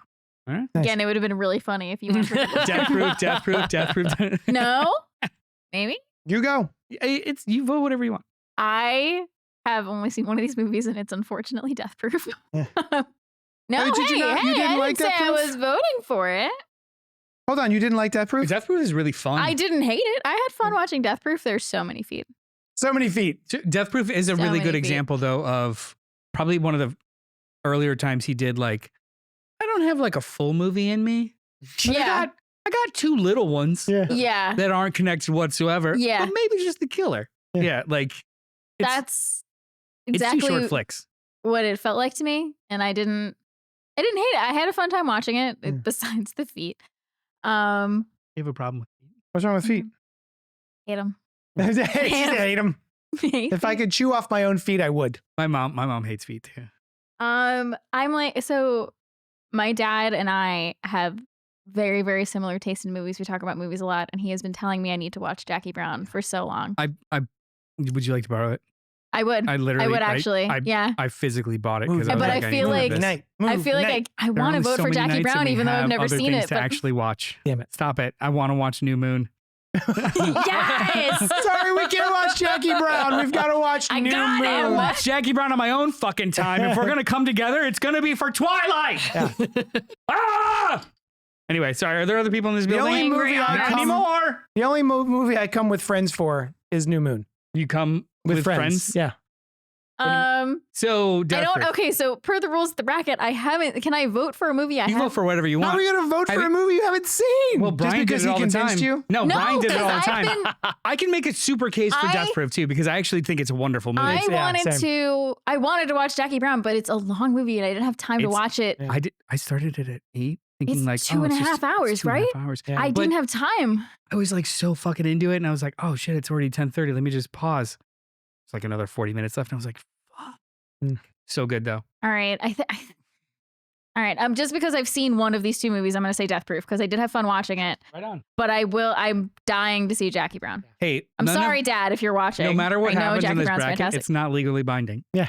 Are you sure? Because I'm I don't already, know. It I'm feels already very upset legally Django's binding. gone. So Yeah. So Death Proof has a scene in which anytime I'm thinking about eating on screen, an actor eating a food on screen, I think of Brad Pitt in most of his movies. Oceans, everything. And I think of Death Proof with the nachos. I was just gonna, Anytime I'm eating nachos, I'm thinking about stuntman Mike wolfing down those nachos at that bar. He needs carbs. with his soda water and yeah. followed by his virgin And pina colada. he is so charming in this movie. Stuntman Mike. He's so charming in every movie. That's Kurt true. Russell. Kurt Russell is never not charming. Yeah, Kurt Russell Yeah, It's true. just it's fine. Even when he's gaslighting a rich woman to pretending it's his wife. Overboard? Yeah. Oh, that's Oh. true. Yeah. You know what though? She deserved. She did. She was rich. She sucked. She was rich. I'm kind of struggling here because Jackie Brown is one of my least favorite of the Quentin Tarantino movies, but it's Really? still great. It's still a great movie. I have revisited Death Proof way more times than I have Jackie Brown. It's- Robert, I think I'm gonna have to go with Death Proof. Well, shit. What do we we have a do? tie. What's a tiebreaker? Whoever comes in the chat first. Yeah. So whoever Yeah. pipes up in the Yeah. chat first, Jackie Brown or Death Proof, go. Not first, just we need a quorum in the chat. There's like 4 people active in the chat. Please tell us your vote. That should tie break and also why? I'm- One sentence why. Django Unchained is Carl, So Carl, Django's not in there anymore. You my had guy. you did a gag about Death But he Proof and had how to it's defend two the different Australian movies. accent. It's 2 different short movies. Yeah. But like I really in the same way that I respect the Friday the 13th remake because there is a whole cold open with an entire Friday the 13th movie. I don't understand how you respect that movie. I was just gonna That's say, okay. Noel, That's okay. Noel disrespects that movie. Because I go into that movie and you meet all of your participants and then all of them are dispatched immediately before the You Drew Barrymore a whole cast. you Drew Barrymore to whole cast. Same thing with Death Proof here. I thought I had an entire cast of characters here, and then they're all immediately and most horrifically dispatched in a car accident. And then we're introduced to a whole nother cast of victims.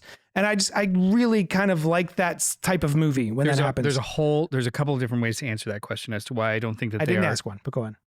I'm asking why. Go ahead. I'm teasing. There's a whole Response?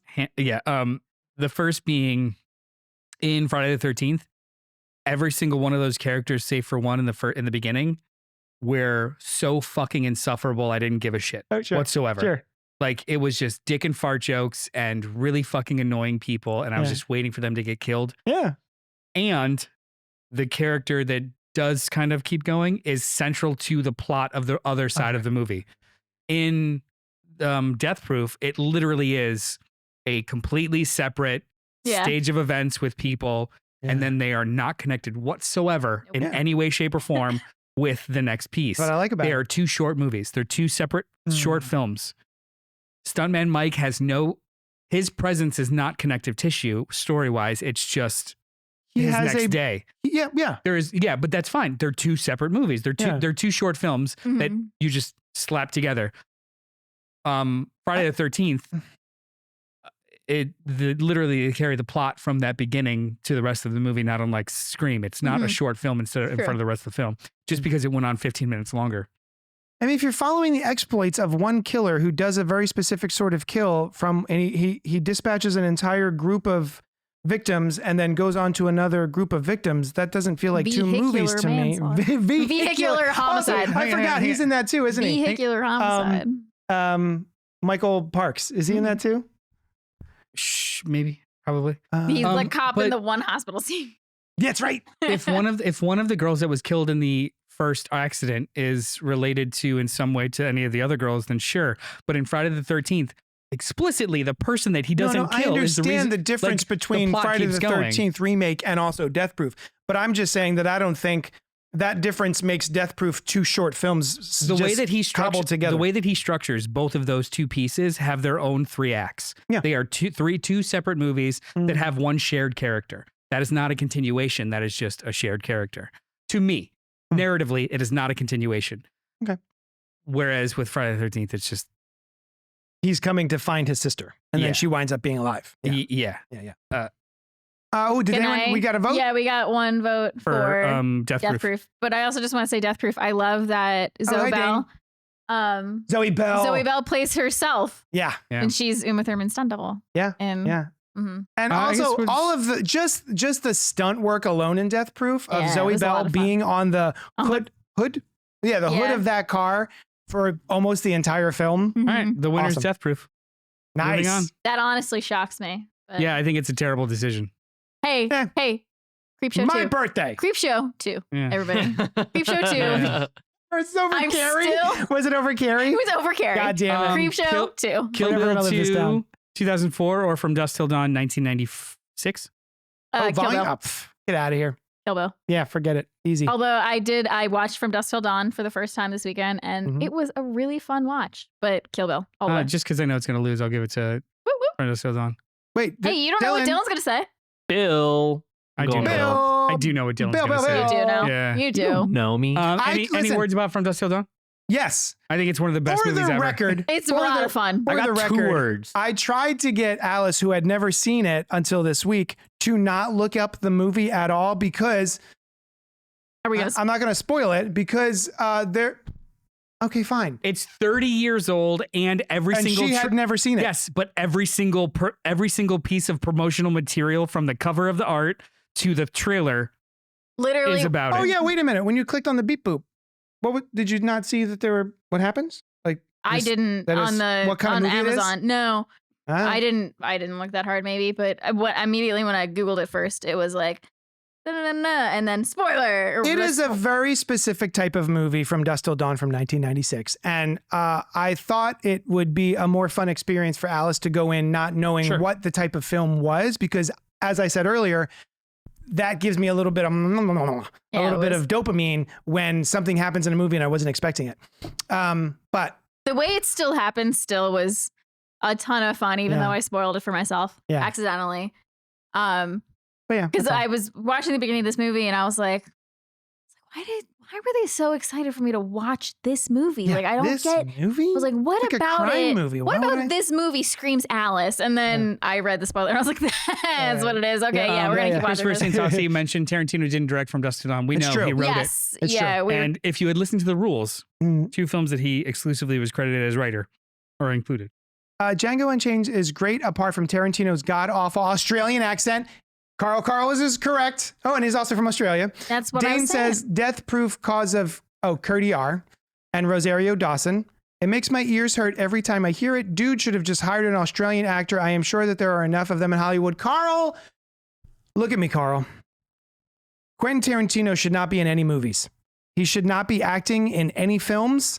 There are multiple roles I liked him as in Richie. this 'cause bracket He's awful. that he's in. In which one?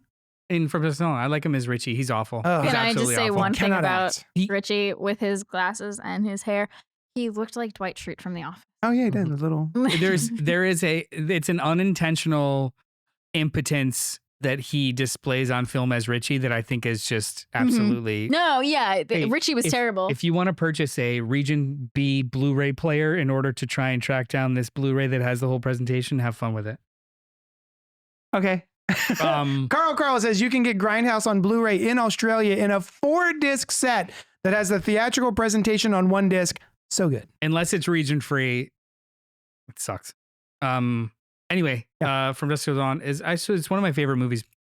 Period. I think it's pure trash, Yeah. Mm.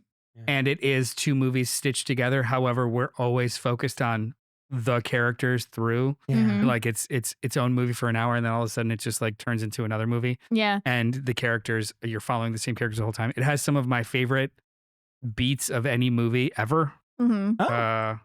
Yeah, you sent the one, Did Like The quotes jaw. or no? Well, it's got some really great fucking quotes too. the face. Can I just say Baby Juliette Lewis?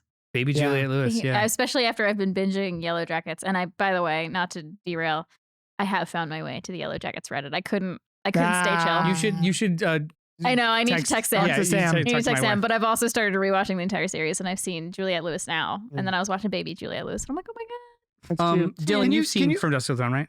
Yeah, I have 2 words to say about it. Please. Selma Hayek. Hey-oh! Selma Selma Hayek's feet. Can you explain to his the people mouth. your favorite scene? Yeah, I love when you tell this story. There's there is a sequence. So I have to spoil the twist. No, you just have to spoil that someone gets punched. I think it's important to know what they're gonna get punched by. Something very strong. I think it's You okay can to spoil it. Go ahead. Go I ahead. still had a great time watching it, knowing what was I happening. think fine. everybody. It's vampires. fine. They. What? Yeah. What? I missed that. Yeah, it was just Completely over missed my that. head. I Have thought, you watched the whole movie? I thought Yeah, they were just. yeah. He was so they were distracted just- by the feet. Really, Yeah. they're Salma Hayek. That's not what they're like. That's not what people are like in Mexico. What are you talking about? I just thought they were Mexicans. It's okay. I'm Mexican. It's fine. Is it? No, it's not. So they're in this bar called the Twitty Twister. They're waiting for the buyer. A performer goes on stage. Everything's happening, and then all of a sudden they lock the doors. And vampires just reveal themselves and start wrecking ass on all the truckers and ne'er-do-wells that are in this bar that are human. Our two heroes, anti-heroes, because they're terrible fucking people, start shooting up whatever they can. And the main performer, played by Salma Hayek in No Clothes, comes. She wears a snake. She wears a snake She wears a boa constrictor. Teeny bikini. She comes barreling at George Clooney. Yeah. No, you're right. You're right. I think it was the right verb. She is barreling at George Clooney. And he picks up his revolver to start shooting at her, and he's out of bullets. He has seen other vampires rip limb from limb all these other characters. So he just resolves himself to being punched. And the way he does it is like some of the best acting in a 1-second scene I've ever seen in my entire life. He just puts his gun down and he picks his chin up and just like takes a breath and very defiantly just like reveals his chin. Yeah, here it is. Yeah, and it's one of the most badass dialogueless things I've ever seen in any movie. Yeah. And it's just so satisfying. And then of course, he gets hit across the fucking room and it's the worst ADR ever of just like George Clooney being like if it is even him. Yeah. But it is a testament to a good actor just finding a beat, finding a moment, and it's just so beautiful. Like I want to turn it into a GIF. I've watched it a couple of times, and I think it was in the trailer too, of him just like, just defiantly like fucking go. Yeah, and it's explicitly Seth Gecko, that character. Yeah, just his no bullshit tolerance, but just this unwavering affection for his brother that he knows is a piece of shit, a demon, just a straight fucking devil. Yeah. That is my favorite part of watching actors work, is when they do things like that. Just like the little touches that just give you the little bit of something. It makes that movie just so special to me in every way. And of course, I was also obsessed with it when I was like 13. I convinced my sister to take me to see this rated R movie. And she was like, "What the fuck is that?" And I was like, "I learned about it in Fangoria, and it's two of my favorite things." That's awesome. I also love a movie that does that. I love a movie that you go in and it starts in one way and then it just says, "Fuck you," genre switch. I don't think we're talking enough about the penis gun. Sex Machine. How does he even shoot that? Wait, played by Tom Savini. Yeah. Oh yeah. Special effects guru Tom Savini. Very fun. Sex Machine. What's the name of what's that Clooney neck moment is kind of how I feel about the world right now. You're absolutely, and do you know what I'm referring to too? Like that moment of just like it's just so good.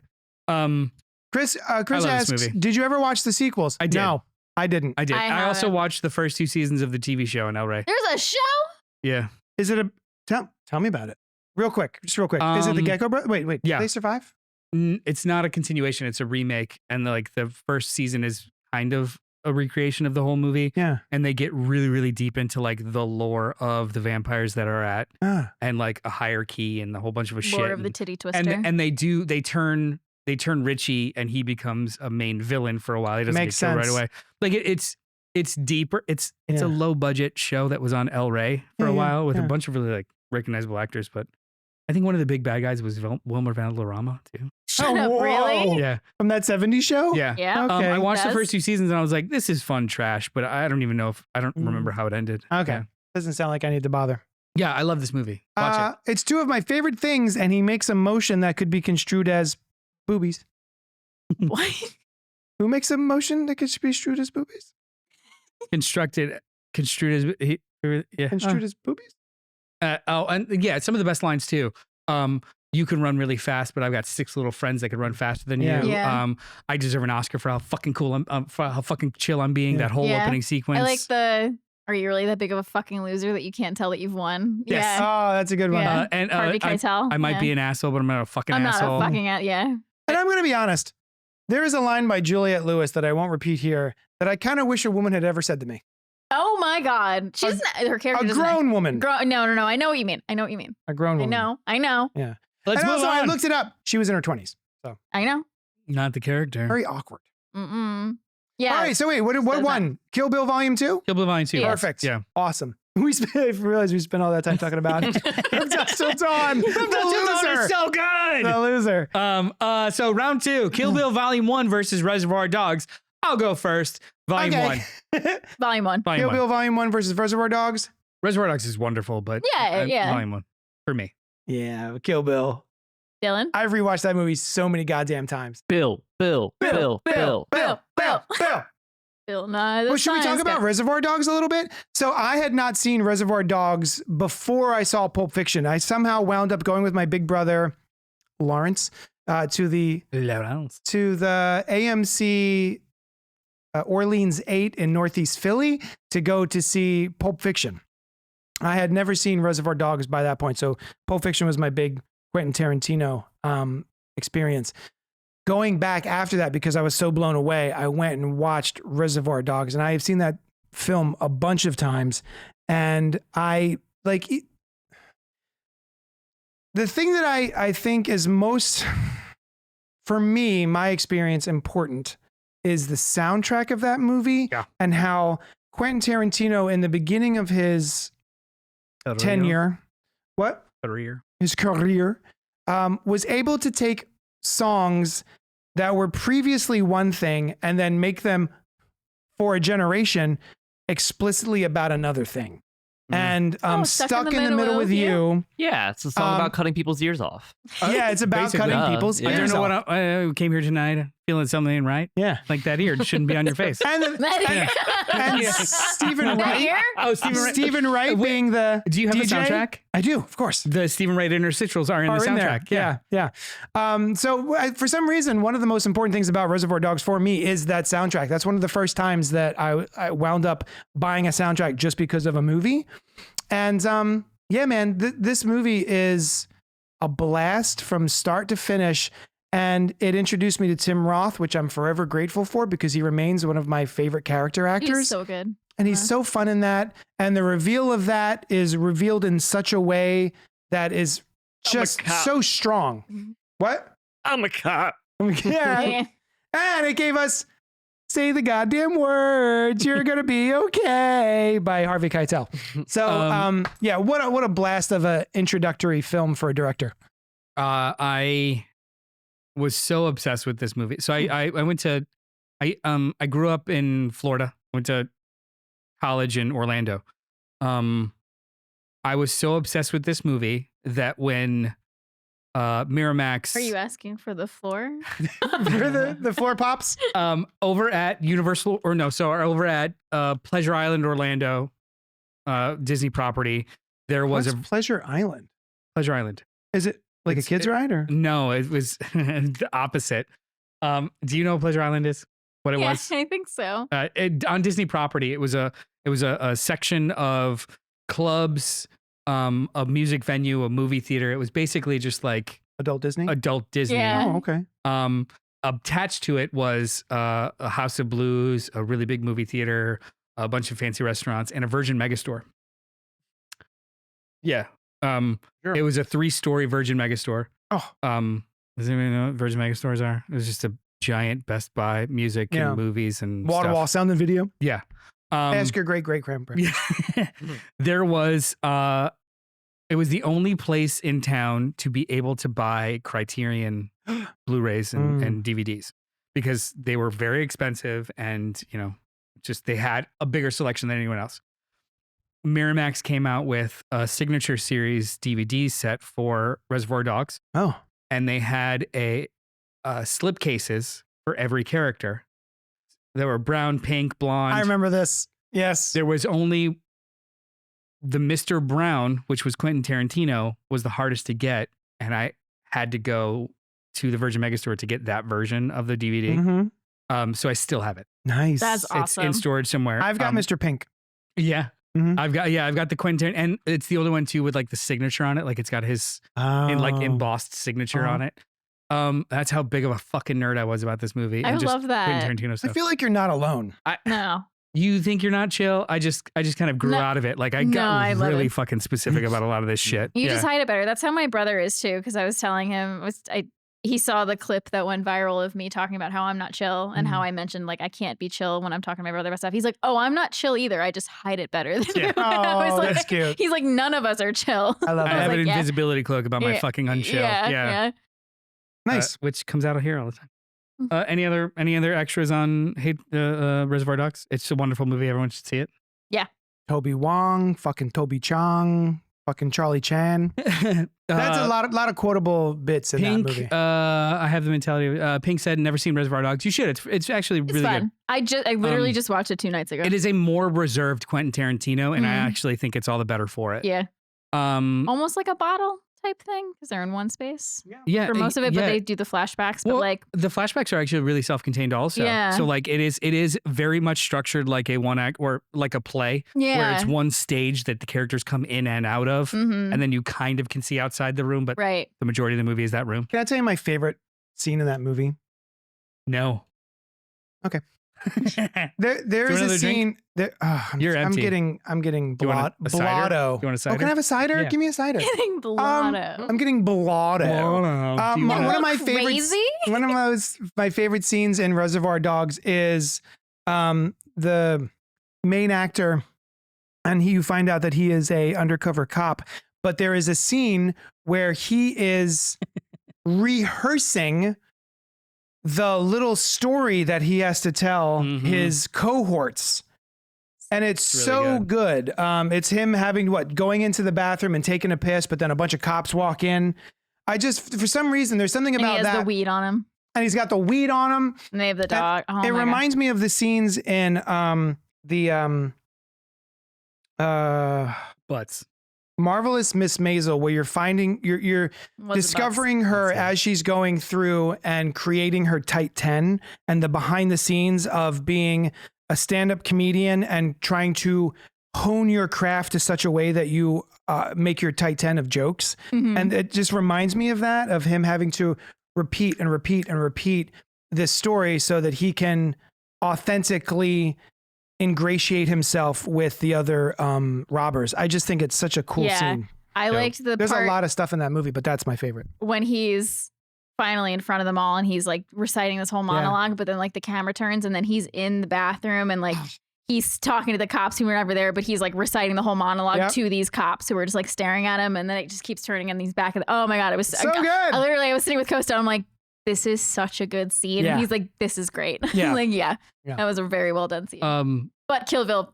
Kill Bill, but also Kill Bill. However, But Kill Bill. Fuck Kill that Bill. movie, Kill Bill. Kill Bill. So 4-0. Holy the shit. next one is Hateful Eight, 2015 versus Inglourious Bastards, 20 something. Whatever. It was 2008. Before we get into this, Pink actually mentioned, God, I wish people loved Hateful Eight as much as I do. I don't get the apathy. There will be no apathy on this podcast Bro, because I am voting for the Pink? Hateful Eight. Pink. But hang on, let's do movie, not the 4-episode recreation. I've watched the four episode Movie. Netflix extended edition.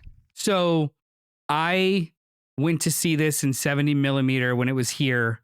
With the little booklet? I got a booklet with a like a film, a snippet of film and the whole man. nine. There was an intermission. It was fucking rad. Now, this you Keep are the going. worst. Just keep going. To be the most contrarian, this has a lot of the thing. Dylan's like, fuck, these guys are assholes. I made this- a mess of Corona. This has Spilling. the most. This has all of the bad habits I think Quentin Tarantino has in regards to being a storyteller. It is self-indulgent. It is masturbatory. It is navel-gazy. It is a bunch of little stories that aren't connected, slapped together. Hateful Eight? Yes, it is. Okay, Yeah. Keep going. You have all of these like separate things that just like get slapped together for like one room kind of story, but it's just so well done. And I just really, really enjoy the shit out of it. And I gave a shit about the characters. Now, I think the movie falls off the fucking rails when just like a reveal happens 2/3 through. Yeah. That just I find to be an asinine choice. But it won me back again towards the end. So it's like, it's fine. this is more of a marathon than a movie. But I just enjoyed my experience so much that I also Kurt Russell gets an extra 10-15% in any direction. Yeah. So I really, really enjoy Inglourious Basterds, but I think Hateful Eight does push it over the edge. Yeah. Yes. Hateful Eight. Hateful Eight for me. So as much as I love Inglourious Basterds and all the wonderful things that I just said about it 25 minutes ago, or however long the show's been, Hateful Eight, story time. This was 2015, around the time that I got married and opened my comic book store. I had what some may call a mental breakdown. I don't know what to call it. At a certain point, something in my head went nuts, and then I had a bunch of what are they called? Intrusive thoughts regarding some trauma that I experienced, several traumas that I've experienced growing up. And this movie, The Hateful Eight, came out in a time where I was right in the height of it. And despite it being a movie theater experience that I mentioned earlier, the fact that Quentin Tarantino is a big movie proponent and the fact that he introduces certain experiences into the theater going, I say the word experience again. As long as you don't rhyme them, it's fine. Like you can't use experience to rhyme with experience. Experience, yeah, like a rapper. Yeah, but you can keep saying experience if you want experience. Yeah.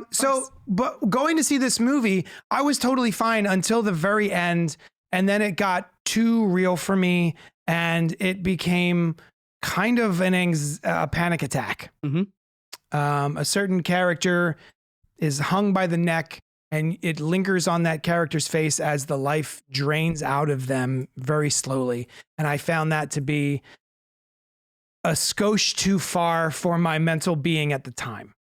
And I walked out of that theater being like, that was too much.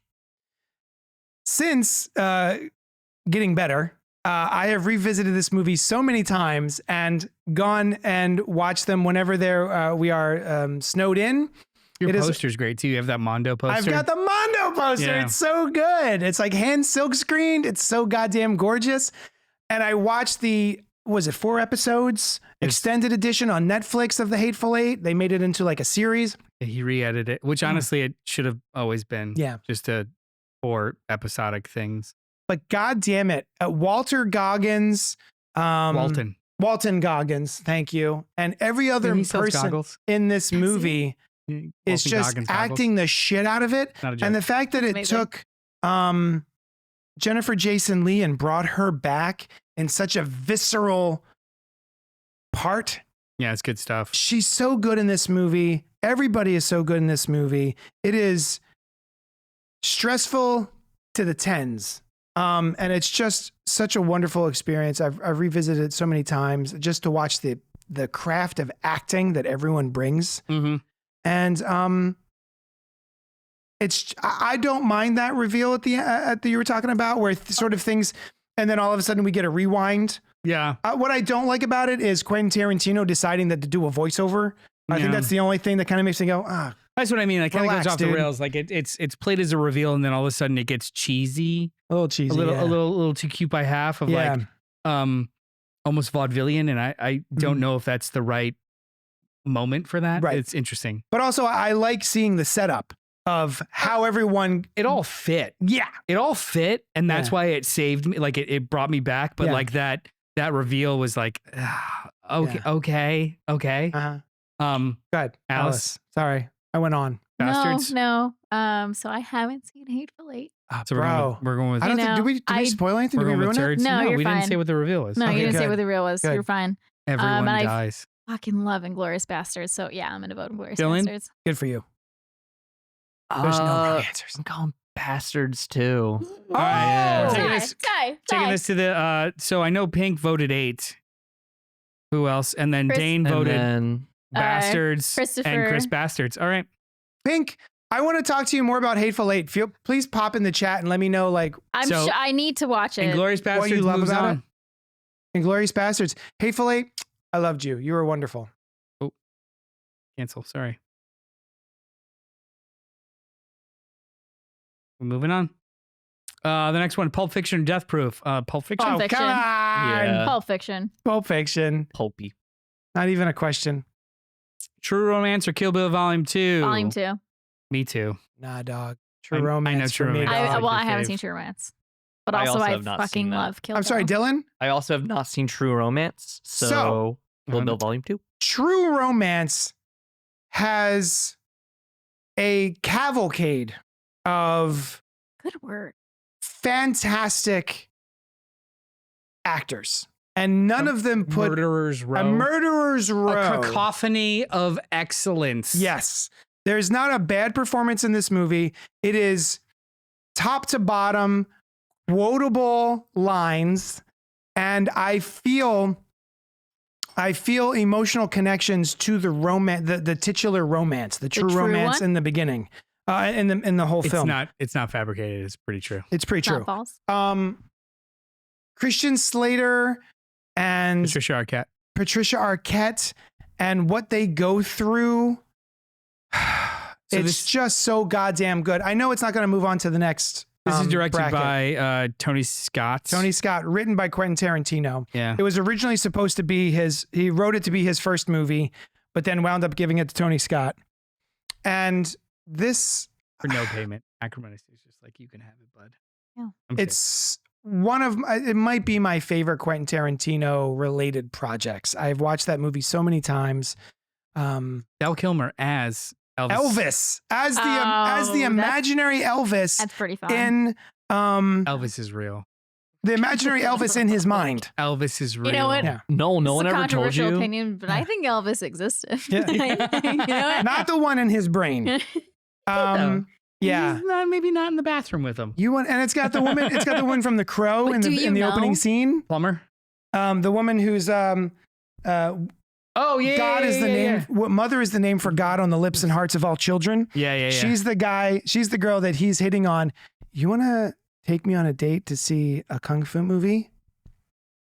3 kung fu movies. It's a good flick. It's so good. Pink has never seen True Romance. You should. It's a really, really solid flick. I honestly think it's one of Tony Scott's best movies too. And it's one of Gary Oldman's best performances ever. It's a You love Gary Oldman. problematic performance. Oh. Purposefully. Okay. Purposely Yeah, so. I love it. He plays Drexel Spivey, who is a white guy who thinks he's black. He's a white pimp Dreads and who all, thinks baby. he's black. Oh. I think I've seen memes of this. So this is where the rubber meets the road. We've got Kill Bill Volume 1 versus Inglourious Bastards. Kill Bill. Kill Bill for me. You guys are so quick with this. Yeah. I love both of Dylan, them. you go. Oh, geez. Kill Bill. I know what my Glorious Bastards. I know what of these 4. I know what my number 1 is. Yeah. Kill Bill. Yeah. Yeah. What's yours? I mean, you're the birthday boy. You can have. I'm the birthday boy, You so can my just- vote is 4 votes. I win. Inglourious Bastards it is. It is it's Kill Bill. Yeah, I was gonna say. It's just so goddamn I mean, fun. I Hard voted for one, it. yeah. I love it. Bubba. Oh, so Pink, pour one out for sequels to Bubba Hotep we never got. Oh, it's true. I saw Bubba Hotep at the Florida Film Festival with Don Coscarelli doing a Q&A afterwards. And I brought my mom. It was one of the best movie going experiences I've ever had in my entire life. Having a conversation about how it's an indictment on how we treat the elderly in the Yes. United States Yes. through the prism of a fucking Sebastian Haff fighting a mummy with skin dyed Robert Kennedy or JFK. My such a good experience fucking movie. was I went to go see it in downtown ever heard Philly of at this? one of What? the Ritz. Bubba Hotep. No. Bubba Hotep, Ooh, buddy. starring What's his face with the chin? Ash. Bruce Campbell. Bruce Oh, Campbell. okay. Oh, yeah. yeah. I went and saw that. The chin. and Took me a minute to Bruce process. Campbell was there, and it was one of the best signing experiences of my entire life. Bruce Campbell was there. He introduced the movie. We watched Boba Fett in the theater with him. And then once the movie was over, there was a Q&A on stage with him. And then my mans went to a little room that we all got in line to and stood in line and waited. And then in that room was Bruce Campbell, a table, and another chair. Yeah. And you went in and just took your time Bruce Campbell did not rush you. He sat there. He had a full ass conversation with you. And That's awesome. then when you were done, he bid you adieu. And then the next person comes in. It was the best signing experience, like celebrity experience I think I've ever had, because I did not feel rushed. I did not feel like I was just another person to blah, blah, blah, get out of here. Yeah. I sat down. I remember I had the Todd McFarlane movie Maniacs Ash action figure that's about that tall, and it like talks, and he has a his chainsaw. Yeah. All I brought was the chainsaw, and he signed it for me. So my Ash chainsaw is signed by Bruce Campbell, and it was just amazing. I've never had such a pleasant experience with a celebrity. Bro. 2 times. So in college, our college radio station that we had a stupid little internet show for, he agreed to promote Bubba Hotep on. A listenership of 17 people, and we interviewed Bruce Campbell. And then when he came in town to sign his book, If Chins Could Kill. What a title. Amazing. So good. He came to Coliseum of Comics, our comic shop at the time, in the Florida Mall. Yeah. And we got there when it opened. We lined up with our books, and it took forever because, yes, there is a chair next to him, and you can sit there and talk to him about anything you fucking want. He'll take as many pictures as you want, and he just is engaged. And it was That's so incredible. fucking awesome. And you know what? People that were waiting in line did not care. Because Nobody was a piece of shit about it. everyone was like, yeah, we're going to get our moment. Everything's fine. We'll all wait in line. It's cool. Yeah. No one was that's one was awesome. petulant. It didn't matter. It was great. Yeah. And now I don't think that will ever exist again. Anyway, Kill Bill Volume 1. You know what? Thank you. Let's Yeah. talk about Bubba Hotep eventually. Yeah. I've only seen it the one time in that theater. it was on Shudder recently. Yeah. I watched it. Yeah. Okay, so the second to last, Pulp Fiction versus Kill Bill Volume 2. I'm Volume 2. Volume 2. Pulp Fiction is great. Yeah. Absolutely Fantastic. great. I love It Pulp is- Fiction. Pulp Fiction redefined an entire film language. JD's brain just broke. The famous story being he wrote it linearly and then just took cue cards and moved them around scene construction wise. I still it's love. novel. Mm-hmm. I don't know how it's novel. It's cool. But I don't love know if it's I gotta better. go powder my nose line, and then she's snorting coke. Literally. Literally powdering your nose. But Kill Bill I Volume had 2. Eric Stoltz, who you probably don't know, but he's the guy in the Kimono. no, he's wearing a robe. Oh, that was The a robe, and he's the one who. Oh yeah. But he was an '80s actor. He was another. Some kind of wonderful. Can we talk? If Pulp Fiction isn't going to win, we got to talk about it. We will. We don't know Okay. if it's gonna win. Okay, Are you? I'm going Pulp Fiction, even Okay. though I love Kill Bill Volume 2 so good, So, so much. Can I talk? Kill Bill Volume 2, I cried in the movie theater. Which There's part? Yeah. There's a couple All of of scenes. it. But so I think Kill Bill Volume 2 is just masterfully done in so much. I do consider them 2 separate movies. I know he wrote them together and filmed them as one. It is Sure. 2 separate movies because they have their own Very different three vibes. act stories. Yeah. There is a scene, Kill Bill Volume 2, she wins, she gets away. That's great. Again, with emotional maturity. There is a sequence at the end where they get away, the kid's watching cartoons, and she is weeping in the bathroom. Because On the floor. we just went through everything she went through to get what she needed, which was her daughter. And that is it was one of the most cathartic scenes in all of Mhm. film I have ever witnessed in my entire life. It is I love it. to have the emotional maturity as a storyteller, to include that, which a lot of other filmmakers would consider extraneous. Yeah. But it pieced the entire 4-hour ordeal together in one of the most emotionally satisfying ways I've ever seen. Mhm. So this is going to be, I'm telling you right now, this is going to be my vote for the next round 2 if it makes it. Kill Bill Volume 2 is the best Quentin Tarantino movie. One of the things that surprised me the most about Kill Bill Volume 2 was the conversational aspects between Beatrix Kiddo and Bill. The Bride. Okay, whatever. I'm fucking with The you. bride. Yeah. And Bill, and how they interacted with each other, and they dealt with each other like humans, like people who were exes, but also as nemesis. Just the conversation that they had back and forth was kind of just a huge surprise for me. I was expecting a big, slobber knocker kind of experience. And it became the whole movie of Kill Bill Volume 2 is predicated on conversation. Yep. And it is such a departure from Kill Bill Volume 1. If it's Volume 1 versus Volume 2, Volume 2 all day for me. Watching Michael Parks play a second character, because he was in the first movie as the sheriff, not the same sheriff that he plays in From Dusk Till Dawn, because he winds up dying, spoiler alert. But what about the sheriff in Death Proof? In headcanon, in headcanon, they're brothers. Sure. Yeah, for why sure. not? Yeah. But then watching him, I don't know, what did we call it? Brownface? He was in Brownface. Yeah. Playing a Mexican. But his acting in it is so goddamn good. Michael Parks is great. Again, he makes Red State. Oh my God, that's right. For the first time in every other Quentin Tarantino movie I've ever seen, Kill Bill Volume 2 is the only time that Quentin Tarantino gave me what I didn't know I wanted but needed. Yes. Every other movie he's ever made was oh, this is what I signed up for. This is what I wanted. Yeah. But Volume 2, especially after Volume 1, Like, what the fuck is this? Oh. I did not know I needed that. Yeah. And I love this movie Also, to pieces. just the 70s kung fu of it all was really fun too. With the another actor who played two parts. Yeah. So good. So goddamn Sorry, good. The only reason Pulp Fiction won. I'm voting for Pulp Fiction because of its importance in the lexicon. Sure. But Kill Bill Volume 2 is one I've actually visited more. Dylan. Kill Bill Volume 2. All right, there we go.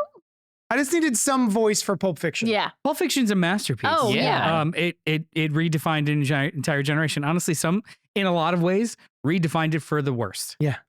Yeah, for sure. So I like no knock, but is this the first movie that brought don't be a square? Fuck off. Did you do that on camera? No. Should have done it on camera. Why is that over there? I don't know who did this, but I saw this on maybe probably a TikTok, and someone was like, "Don't be a cunt." All right, so okay. All right, Yeah. so this is easy. The final is Volume 1 versus Volume 2. My vote's obvious. Hold on. Your vote's obvious. Who's misinformation? Do we know misinformation? Oh yeah, it's probably Terry. Hi, Terry. Are you misinformation, Terry? That is definitely my lady, Lauren Straley. OMG, Dylan's so wise. I love that support, Dylan. I know, yeah. Thank she's you, my biggest misinformation. cheerleader. Yeah. So before we get into these votes, Pink, The Bathroom Cry made the movie. Yes. It did. It made the movie, and it made his career, as far as I'm concerned. Like, it was one of the best experiences I've ever had in a movie. Christopher Goodnight, I saw it a few years ago, and I don't have the nostalgia, and wokeness kept me from... Woke of what wokeness? We were talking about... What are we talking about? We were talking about a different movie. Wokeness? No, it was... We don't subscribe to woke or anti-woke. Those are made-up terms, my guy. What movie is he talking about? I don't know. Scroll up. Don't worry about Let it. us know, Christopher. Yeah. Kill Bill Volume 2, 2003, or Kill Bill Volume 2, or 1, 2000. I'm so drunk. Kill Bill Volume 1, it's my birthday. 2003, or Kill Bill Volume 2, 2004. I mean, I already voted for 2. 2 is my jam. 2. 1. Dylan? And I want to... I have a feeling it's going to lose. But I have some I want you to make your case. Yeah, make your case before he starts. They're both goddamn awesome. You might sway him. No. I want Dylan to give his thoughts. No, make your case. Because honestly, I don't know. Because I always watch them back to back. And I don't know. Yeah, Alice, you make your case. So we know this about me. I love a good for her. I love a revenge story. A good for her. Good for her. Good for her. Good for her. Like, Yeah. Sorry. yeah. Get everybody. Good for you. Good for you. Get DL everybody who Post got you, says which 8. both of these movies are. And I will say the bathroom scene in Kill Bill 2 is fantastic. I don't know. I just always go back and revisit Kill Bill Volume 1. Watching 'cause her of Pussy literally Wagon, right? drag herself Pussy out Wagon. of the hospital Oh yeah. Wiggle where she your has big been toe. assaulted. Oh Wiggle my your God. And then not only that, but then she goes and she kills the first woman and the daughter is there. And she has a really blunt conversation with the daughter and she's like, all right, if this happens a few years from now and you still feel raw about this, So good. you can come If and you find still me. feel raw about it. And Is like, it sore or raw? Is it raw? I thought it was raw. Yeah. I it's think so. I good. just, it's like, it's feminine rage in, I just like, she gets that this girl is probably going to have the same rage that she gets. You've She's just like, yeah. damaged this girl forever. She's like, I just damaged you forever in a way that I've been damaged. And I get into generational trauma. She sees the karma that's probably going to come her way. And she's like, come and find me. I'll probably like, yeah, I get it. Like, Do you want to see that? Do you want that to be one of his final movies? oh my God. I don't know. I don't know. I don't. Personally, yeah, I don't think so. I don't know.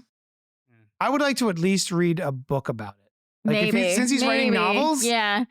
I would definitely read it or see it if it came out. But I just. Yeah, I mean, come on. We're all going to see whatever he ends up doing last, which we haven't talked about, but I think that's fucking stupid. Oh, yeah, I don't know. Something about arbitrary. the first one that just. It's just the pure rage of the first one where I'm like, you don't get to see in a lot of just feminine. I mean, more so nowadays, but like feminine characters, like you don't just get to see the first one is so revenge on point. rage. I like saw it at Revenge. Waterford Lakes 16 in Orlando, Florida on opening night, midnight, with my roommate at the time. And we both audibly gasped like 4 times during the movie. We also all understood every single reference to, like, we were so ingrained in like anime and Martial arts and cultural cinema because we were all in like film classes and stuff. So when he would literally change the style of the film in real time to depict a culture or land, there's a fucking animated sequence in this movie. Oh, this is forgot about this is, Yep. It is an absolutely masterful movie and it's brilliant. But when it, at the end of the day for me, if it makes me hiccup in like an emotional cry, it wins. Yeah. And not even in a manipulative way, in a fully fucking earned way. See, and Volume 2 does that for me. I get that. Yeah. Volume 1 does that for me because it's just, I don't know. I've been told by counselors that I have a lot of rage that I don't express. So maybe I just see a movie where I'm like, wow, I wish I could do that. But also just the scene with Lucy Liu, the end, the snow in the scene, and It is some of the most beautiful filmmaking. So pretty. He peaked here, by the way. I really do think that these 2 movies he peaked in regards to his visual visual stylish style. Yeah, we get it. Yeah, yeah. Like you get the scene where they are completely backlit, and you have 2 black silhouettes in front of like a grid of red, I think, where they're just fighting each other. Yeah. You've got the snow sequence where he and Oren Ishii are fighting each other, and then you get the animated sequence. Yeah. It's just top to bottom. Still the best trailer too. Yeah. Also the scene where Lucy Liu just cuts off a guy's head. Yeah. If any of you have, what is it? If any of you have any questions, now's the fucking time. Yeah. God damn Now's it. the fucking time. She's so and so neat little tidbit. He was not meaning to cast her. He was meaning to cast a Japanese woman. But because he saw Lucy Liu in something very specific, I forget what it is, he cast her and rewrote that character to be whatever it is exactly that Lucy Liu is so that she could be in it. And also makes it more badass that she's taking over that cartel. Yeah. Because she's not even supposed to be involved because she is a cultural character. I don't know enough to but I get what you're saying. Like he tailored the role to her. She's a I keep wanting to say Mudblood from Harry Potter. Biracial. Biracial. Yeah. Thank you. It's not about PC or non-PC. It's just she's biracial. Which Dylan, is unheard of in that. Have we filibustered enough for you to vote? Yeah, I'm going volume 2. Let's go home. Hey! He's like, fuck it, I'm out. Fair enough. All right. He's like, fuck Alice. Oh yeah. Volume 2 solely for one the reason final of thing that I would like to Alice say. is full of shit. One final thing is that Kill Bill volumes 1 and 2 could be one whole movie for me, and I'd be totally fine with that. I watched a thing. That's how much I like both of them. I They're watched a fantastic, thing of his earlier today about like, trying to settle argument. Like he was asked to settle the argument between if it's one movie or 2 movies. And he kind of rode the middle of like, Look, I wrote it as one movie, There you go. but it is explicitly two movies because there are beginning and end credits and full arcs. Yeah. I wrote it as one. I edited it together as one, but a wise person told me, hey, I love every bit of this. I'm not going to sit down for a 4-hour movie. Yeah. So it's two movies. Yeah. Like he was just like, yeah, It's but one story, 2 movies. Yeah. Mhm. And also too, like, the arbitrary segmentation of movies or of books of something to make it 2 movies. This does not feel No, like that. not the No. same. These are 2 This totally isn't The different Hobbit. experiences. No, no. Yeah. Are we gonna reveal what ones we thought were gonna win? Oh yeah. I'll go. So I did 2. I said what will win, what should win. And What will win, I said Bastards. I figured everybody was going to vote me out and just do Bastards. What should win, Kill Bill Volume 2. Nice. I did Pulp Fiction. I figured everyone would go for the classic. You think we would just be like boring film snobs? Like, oh, well, Pulp Fiction was the originator. I also said Inglourious Bastards. I thought it wasn't going to be my top vote, but I thought like of all of our opinions, it would make it the furthest. That was my missed vote. Like, oh, it's probably going to be something like The Mist where it just kind of keeps finding its way Yeah. closer to the top. But I genuinely feel like the right movie won. Mhm. Kill Bill Volume 2. Is that what won? Yeah. That's what won. Yeah, Kill Bill Volume 2. Did you do Nice. I feel okay about that. a guess still? I didn't write it, but I thought Bastards was gonna win. Bastards and Yeah. Glorious Bastards. Mhm. It's hard for me to vote against a movie that's about Killing murdering Nazis and shooting. I think it's hard Uh, for everyone to vote against a movie that's about killing Nazis. Not everyone. Everyone that matters. Yes. Man, walking out of that theater, I was on cloud 9 watching Hitler getting machine gunned in the face. He was just floating. I couldn't believe it. I Like just the- when someone has baked a pie nearby and the tendrils of the scent get in my nose and I just kind of float around. That's how I came out of Inglourious Bastards. So next week we yeah. are talking about I don't know. Soundtracks. something soundtracks. That's Talk about right. your soundtrack. Soundtracks. Our favorite soundtracks. We went around the room. We Soundtracks. fought a little bit, but we talked about our favorite soundtracks. We're all friends. It all came out. Yeah, join us, man. Thank you for spending time with us tonight. Thank you for Dylan for going extra over for us tonight. Didn't know this would go long, but it did. Yeah, How long? it's I still did, on. but You Dylan's were like, like, I did, but it's fucking do Shady's it. birthday. You guys so, suck. Yeah, Thank no, it's God a we're bracket. I'm Bracket's gonna walking bracket. home. Because I'm Thank a you, mess. We don't have to carry misinformation, you. Yes. Put me over your for shoulders, dealing Alice. with us, for Guys, stealing Dylan. Thank you so much. We in many different forms I've been doing podcasting for, I don't know, fucking 10 plus years. And it's Closer to never 15 now, my guy. been more fun than it is right now. It's just, I love having you guys by my side and at the table with me every week. I am You're constantly looking forward. He's a huggy drunk. I am looking forward to hanging out with you guys every single week. Yeah. And too. you guys out there and people in the chat, it means so much to me that you guys even just pop into the chat to say hi or chat with us. And Dylan here in the, what? Oh, Dylan. Oh yeah, that guy. What's his name? That's Dylan. Dylan. Yeah. Dylan, Don't you're think about it, cool. just Dylan. Thanks. Dylan's the best. So yeah. Yeah, Anyway, thank you so much, guys. I really appreciate it. Yeah, I could be having the absolute worst week ever, and I enjoy I'll be a bitch walking to the studio before we record, It's true. hating everything about breathing.